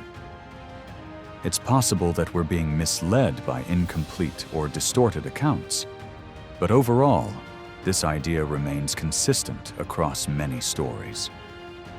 In this ancient belief system, the male fertility god is destined to die for the sake of the land and for the people. Meanwhile, the goddess does not die. Her role is to grieve for the fallen god, perhaps to aid in his return, or to give birth to a child who will carry on his legacy. The world mourns with her, but then also rejoices in the renewed cycle of life. This pattern helps us understand the role played by Frigg, who begged all things to weep for her son Baldur. Later, it is the sons of the gods who avenge their fathers and rule over a renewed Asgard after the first has been destroyed. Yet even in Baldur's tale, the full pattern doesn't quite fit. Freyr, for example, leaves behind no avenging son. His line, like that of Frodi and Sild, continues through the mortal kings of the land, each of whom eventually joins the dead, perhaps through sacrifice. To complete the picture of fertility in Norse myth, we must turn to the goddesses. In many early religions, the Earth Mother is paired with the Sky Father. The earth is made fertile by the heavens, and the image of the nurturing Earth Mother, from whom we are born, who feeds us, and to whom we return, is a deeply rooted one. The Roman historian Tacitus spoke of Nerthus, the goddess worshipped by the Danes, as Mother Earth. But whether her worshippers saw her as consort to the sky, god Tiwis, is still uncertain. Finding clear evidence for Earth Mother worship in pre-Christian Scandinavia is challenging. Thor's mother, Fjorgyn, is mostly a name, though poets often use it as a word for earth. There is a male version of the name too, Fjorgyn, which may point to another divine pair of fertility gods now lost to time. In Snorri's Asgard, the only remaining maternal figure is Frigg, wife of Odin and mother of Baldur. Some myths accuse her of being unfaithful, but her main role is that of the revered wife and mother, queen of heaven and consort to the high god. In her earlier Germanic form, Freya, she gives her name to Friday, the day associated with Venus throughout the Germanic world. A rare surviving myth about Freya comes from the 8th century historian Paul the Deacon in his tale of the origins of the Lombards. In that story, Freya helped her people gain a new name and win a battle. She instructed the Winili tribe to bring their women before Woden at sunrise, their long hair covering their faces. Then she turned Woden's bed to face east, so when he awoke, He saw the tribe and asked, "Who are these Longbeards?" By naming them, he was bound to give them victory. The story suggests that Frigga had power not only over fate, but also over naming, something we see in other stories as well. Another tale shows Frigg and Odin supporting rival brothers, Geirrod and Agnar. Frigg tricks Geirrod into mistreating Odin in disguise, and as a result, Geirrod perishes and Agnar takes the throne. In the Edda poem Oddrunargratr, Frigg is invoked by women in childbirth alongside Freya. She is also mentioned in the opening of the Volsunga saga, where a king and queen pray for a child. And Frigg is the one who hears them and asks Odin to grant their wish. Her strong association with the family and fertility made Friday a fortunate day for weddings in German traditions for many centuries. There seems to have been a connection between Frigg and the mysterious supernatural women believed to influence a child's destiny at birth. These figures were widely remembered in northwestern Europe. Even in the 11th century, Bishop Burchard of Worms found it necessary to criticize women for leaving food out for the so-called parquet, 3 mystical women thought to shape the future of newborns. It was common, he noted, to set 3 places at the table for them. In Norse mythology, we encounter similar figures, the Norns. One story, told by Saxo, speaks of a Danish king named Fridlif, who brought his young son Olaf to the house of the gods, where 3 maidens sat on 3 seats. The first gave the boy charm, the second generosity, but the third cursed him to be stingy with his gifts. Evidence of these powerful female beings exists from Roman times as well. Inscriptions and carvings found across Germany, Holland, and Britain show groups of women known as the Mothers. Sometimes depicted alone, but more often in pairs or trios, they are shown seated or standing, their long hair flowing, often holding fruit or horns of plenty. Occasionally, they appear with cloaked and hooded figures, known as the Geni Cucullati, the hooded ones. These stones date back to the 1st century and are especially numerous in the Rhineland, but some have been discovered as far north as Hadrian's Wall in Britain. The names inscribed emphasize their abundance and generosity. Names like Gabii and Alagabii suggest divine giving. These female deities were venerated by both Celtic and Germanic peoples, and they were clearly linked with fertility, domestic well-being, and the protection of home and family. In Anglo-Saxon England, they left a trace in the name Modronite, the Night of the Mothers, which, as Bede tells us, was once a pagan celebration held on the eve of what later became Christmas. One of the most intriguing pieces of evidence about the worship of a fertility goddess comes from the figure of Nerthus. According to Tacitus, she was worshipped on an island sanctuary. That island might well have been Zealand, the land where Copenhagen stands today. The region was historically tied to Lair, the seat of the Danish kings, and even the old place name Nyartharum, now Nærum, may preserve her memory. In Norse legend, Zealand is said to have been formed by the goddess Gefjon. According to Snorri, she plowed out a piece of Sweden to form the island. Gefjon had a sanctuary at Lair and was said to have married Skjold, one of the legendary sea kings who brought peace and prosperity to Denmark. Like Freya, one of whose names was Gefn, Gefjon seems connected with agriculture, femininity, and the underworld. Her name even resembles those of the Roman mothers, suggesting a shared or overlapping role as divine givers. Gefjon's myth includes a story of a magical necklace gifted to her by a beautiful youth in exchange for her love. She also had a connection to the dead, with Snorri stating that unmarried women went to her after death. These associations, fertility, the plow, gifts, and the afterlife, paint the picture of a complex goddess who gave freely and represented both life and death. Remnants of a goddess with ties to the earth and fertility persisted in Anglo-Saxon England. One of the clearest examples is an old charm intended to bless the land. Though it had undergone Christian influence by the time it was recorded, its roots lie in older beliefs. The chant begins with a prayer facing east, appealing to the Lord, to the heavens, and to the earth. Then, ritual items like incense, fennel, soap, and salt were to be rubbed onto the wooden plow, along with seeds taken from a beggar. The invocation calls out, "Urs, Urs, Urs, Earth Mother, may the Almighty Eternal Lord grant you fields to increase and flourish, fields fruitful and healthy, shining harvest of shafts of millet, broad harvests of barley. Hail to thee, Earth, Mother of men. Bring forth now in God's embrace, filled with good for the use of men." This poetic imagery of heaven and earth united echoes older religious ideas, perhaps long forgotten, yet still alive in tradition. The word Urche has been interpreted by some as the name of a lost earth goddess, though it might also be a powerful cry of invocation. While no exact parallel to the rites of Nerthus or Freyr survives from pagan England, echoes of those ancient beliefs remained.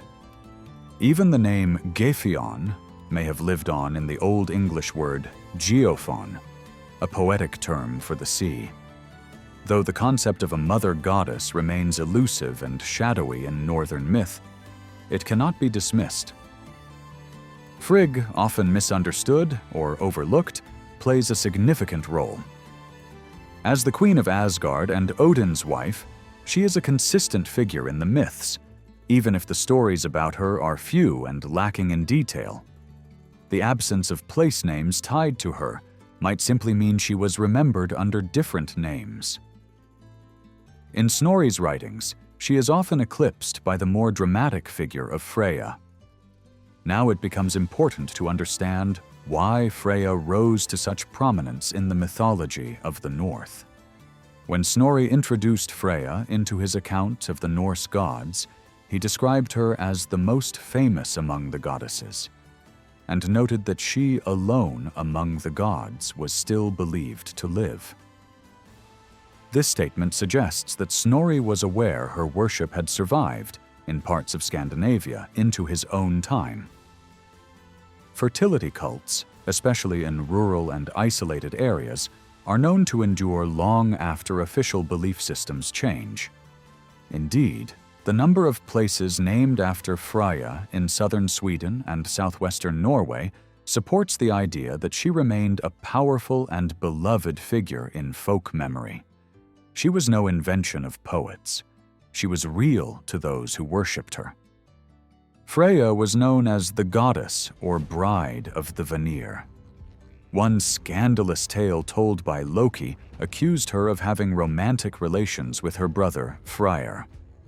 Snorri gave a more culturally contextual explanation, saying that sibling marriages were common among the Vanir, and that both Freya and Freyr were the children of Njord and his sister.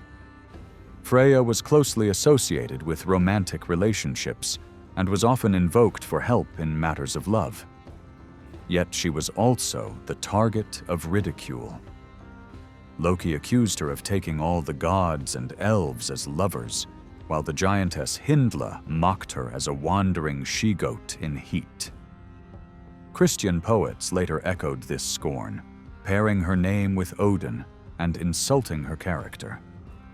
Despite these accusations, there are surprisingly few actual stories of scandalous behavior, apart from a late tale where she supposedly earned her famous necklace by sleeping with the 4 dwarves who made it. She was also frequently the object of desire for giants, although she never seemed to return their affections. The humorous tone in the poem Thrimskvida, which portrays Freya as overly eager for a wedding night, hints that ritual marriage may have played a part in her cult practices. But Freya's influence wasn't limited to earthly love. She had deep connections to death and the afterlife.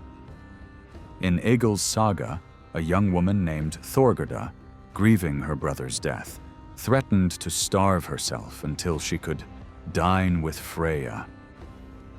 In Grimnismal, it's said that Freya receives half of the warriors slain in battle each day, while the other half go to Odin. Like Frigg, Freya was described as a goddess who weeps. Her golden tears became a poetic image beloved by early Norse poets. The reason for her sorrow isn't entirely clear. Snorri mentions she weeps for her lost husband, Odd, but tells us little more. This tale may be a fading memory of a fertility goddess mourning a dead or missing divine lover, a common motif in ancient religion. Snorri also tells us that Freya had many names. Gefn, meaning giver, connects her to the Danish goddess Gefjon. Another name, Mardol, may hint at ties to the sea. Syr, meaning sow, shows that the boar, a powerful fertility symbol, belonged to her as much as to Freyr. In East Sweden, her name appears in place names linked to the cultivation of flax, suggesting regional variations of her worship. Another possible name, Skjalf, was used for an ancient Swedish queen who wore a boar-shaped helmet and is believed to have worshipped the Vanir.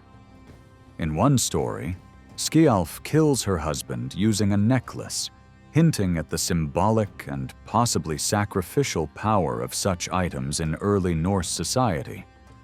The necklace most closely tied to Freya is the Brisingamen. Though some have suggested it might have been a girdle or a piece of amber, the word generally refers to a necklace worn at the neck.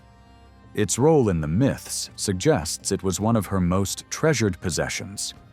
Interestingly, a similarly named item, the Brosingamene, appears in the Old English poem Beowulf, though its origin and meaning remain mysterious. It may have referred to its brightness, or to a clan known as the Brisings. Whatever its origin, the image of a woman wearing a powerful symbolic necklace has ancient roots. Similar figurines have been found in Bronze Age Denmark and the Mediterranean, all seemingly linked to fertility cults. Freya also possessed a magical feathered cloak or falcon shape, allowing her to fly over great distances. This power is mentioned several times in Norse myths and was shared by gods like Odin and Loki. While later sources describe it as a costume borrowed by Loki, the original belief likely held that Freya herself transformed into a bird, a divine shapeshifter who could soar across the worlds. Snorri specifically associates Freya with a powerful form of magic called Sidur. He claims she was a priestess of the Vanir who taught this form of sorcery to the Aesir. We know from various sources that Sidur involved building a raised platform, singing ritual chants, and entering an ecstatic trance. The person who performed it, usually a woman, was called a völva. She would often be accompanied by a chorus who sang or provided musical support. In the trance, she would deliver prophetic answers to those who sought her insight. Most of the time, her visions focused on the fertility of the land, the future of young people, or upcoming seasons. While Sidur could sometimes refer to harmful magic used against enemies, most accounts portray it as a tool for divination and spiritual guidance. The völva, a respected seeress, was someone who held great power and was often invited to feasts or gatherings. One of the most detailed accounts of such a visit comes from Eric the Red's saga, set in the Greenland colony. Though some doubt whether such practices continued in Greenland at that time, the description of the völva's tools, clothing, and behavior closely resembles the shamans of northeastern Europe and Asia. These striking similarities not only help us understand how the ceremony worked, but also lend credibility to the saga accounts as reflections of genuine tradition. In the ancient traditions of Northern Europe and Asia, shamanism was a deeply spiritual practice carried out by highly trained men and women. These shamans acted as intermediaries between the human world and the divine. Their spirits were believed to leave their bodies during trances and journey through the realms of the dead or the heavens. Sometimes, these journeys were described aloud in chants. The shaman could reach this altered state through rhythmic drumming or intense, ritualistic dance. Every aspect of the ceremony, his movements, his costume, held symbolic meaning. The clothing worn by shamans often included animal skins, feathers, and metallic shapes resembling birds or beasts. Some even dressed as specific animals like bears or birds. While in trance, the shaman would communicate with spirit animals, imitating their calls to gain favor or insight. He might symbolically climb a ladder or tree to represent his ascent into the sky, or imagine himself flying upon a bird to reach otherworldly realms. The purpose of these ceremonies was typically to uncover hidden truths, why famine struck, what caused illness, or what the future held for individuals or the community. In healing rituals, the shaman's spirit would seek out the soul of the sick and fight off the spirits holding it captive. This echoes the saga of the Völva, a female seeress described in Eirik the Red's saga, who wore boots of calfskin, gloves made of catskin, and sat high on a platform atop a cushion filled with feathers. A meal was prepared from the hearts of all available animals, offered to empower her. During the ceremony, she called for someone to sing the magical chant. A young Christian woman, reluctant at first, agreed to sing a childhood spell.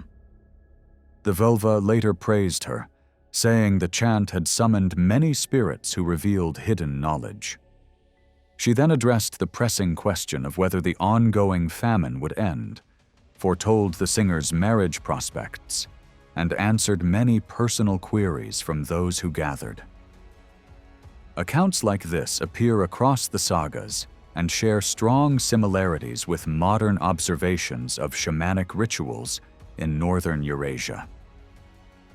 While Norse stories don't always mention the spirit's journey directly, they often hint at it in symbolic and poetic ways.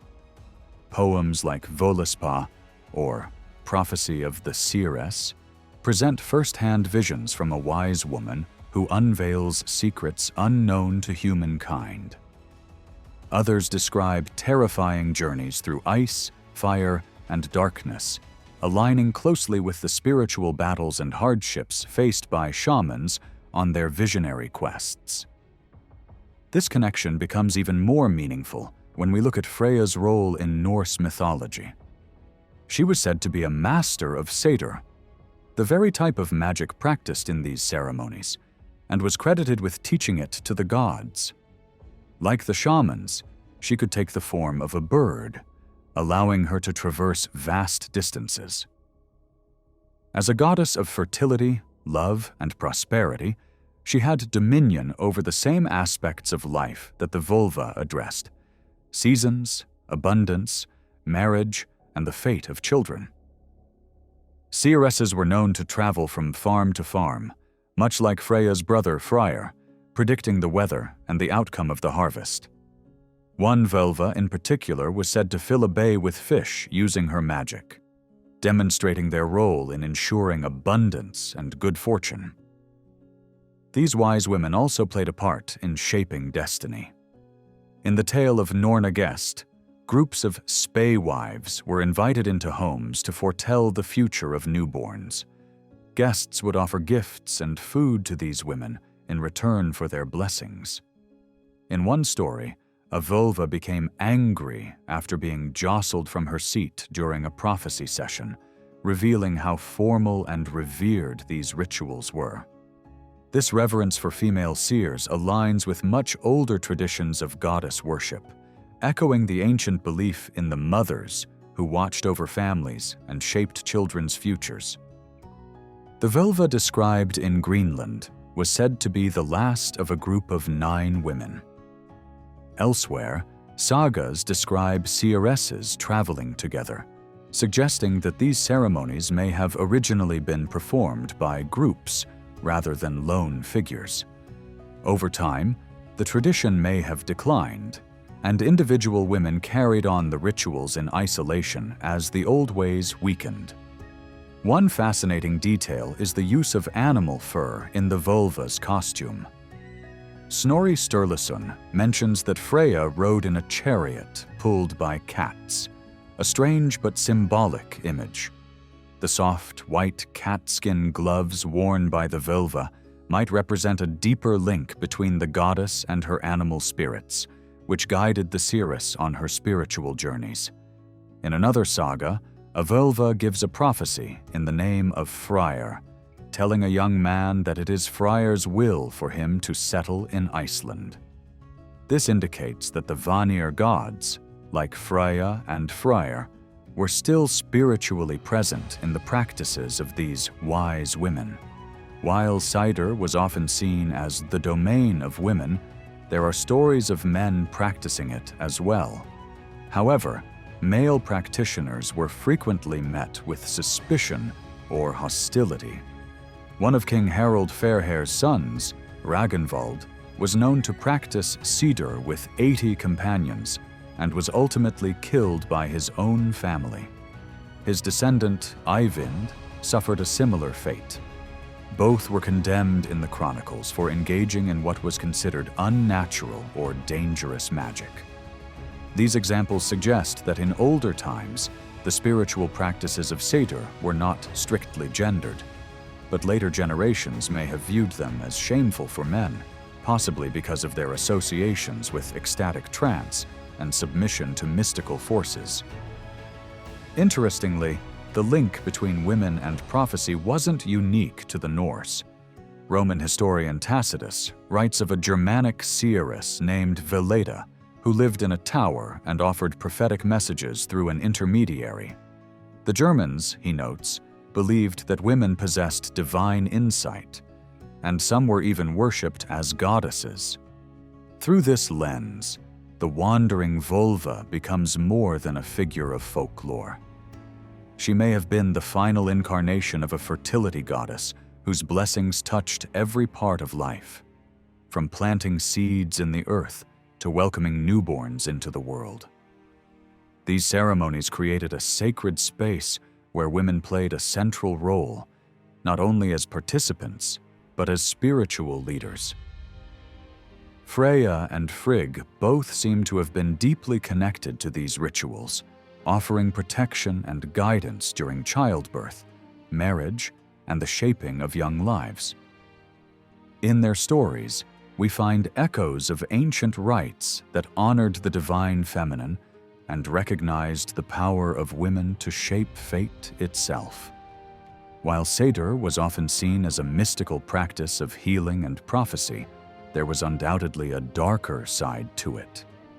In some accounts, it involved harmful magic that could even bring death. These sinister aspects sometimes appear alongside the horse cult, which itself was linked to the gods of the Vanir. One story tells of an early Swedish king who was trampled to death by a sorceress who had transformed into a horse.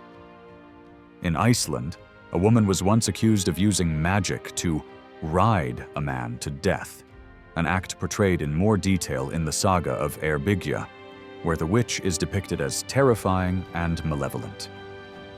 Echoes of this belief persisted for centuries. A 12th century English chronicle accused the wife of King Edgar of being a witch, claiming she took the form of a horse and galloped shamelessly with stallions in the night. While this may have been slander, the form of the accusation is telling. It mirrors old tales of Freya herself, who was said to roam at night like a she-goat among the bucks. suggesting lingering fears about dangerous, transformative women tied to ancient fertility cults. Such stories may also help explain the strong taboo against eating horse meat that has survived in some regions. Across Scandinavia, the goddess of the Vanir seems to have appeared under different names. In the north, legends tell of Thorgerda Holgabrúthr, worshipped with great fervor by Jarl Hakon of Hålogaland and regarded as his divine wife. Her image stood in temples, and her role appears tied to the Vanir gods. One saga recounts how King Olaf dragged her statue through the dirt behind a horse, mocking and humiliating her. Saxo describes her as one of Freyr's kin, eventually cast into a brothel with her companions. Later sagas link her with trolls and monstrous beings. To the Christian storytellers of the Middle Ages, her cult radiated something eerie and threatening. Interestingly, Frigg, the queen of the Aesir, is largely untouched by such dark portrayals. And yet, there's little doubt that Frig and Freya share a deep connection. Frigg, often seen as a sorrowful mother and a goddess of childbirth, seems to emerge from the same traditions that gave rise to Freya and the Vanir cult. These two figures may represent two faces of the same ancient goddess, an idea not unfamiliar to other mythologies. In the ancient world, goddesses often appeared in pairs or triads. In the Near East, there were Asherah, Astarte, and Anat. In Greece, Hera, Aphrodite, and Artemis. Each trio embodied different aspects of femininity: wife and mother, passionate lover, and pure virgin. In the Norse world, Frigg and Freya could represent the first two, while the third, perhaps the independent and wild huntress Skadi, might have once completed the trio. Even within the late sources that remain, we can glimpse two very different sides to the worship of the Vanir goddess. One side was deeply rooted in family, marriage, and fertility. It was respectable and enduring. The visits of seeresses to farms and villages, where they offered blessings and foresight, are likely the last echoes of this tradition. These practices were welcomed, remembered, and recorded without shame. But alongside these honorable customs, there existed a more troubling side. Some rituals described by Christian writers like Saxo brim with horror and condemnation. These stories speak of rites so disturbing that even in a world of warriors and bloodshed, they were singled out for special scorn. And yet, the repulsion may not have been purely a product of Christian values. Fertility goddesses throughout history, from Cybele to Isis, have often carried this same duality. They could bless with life or curse with destruction. They were healers and lovers, but also figures of wild power that defied social norms. This dual nature helps us understand Frigg and Freya more clearly. In Asgard, they are remembered as goddesses of beauty, motherhood, and desire. But behind their names lies an ancient legacy, one filled with awe, fear, mystery, and the untamed power of the divine feminine.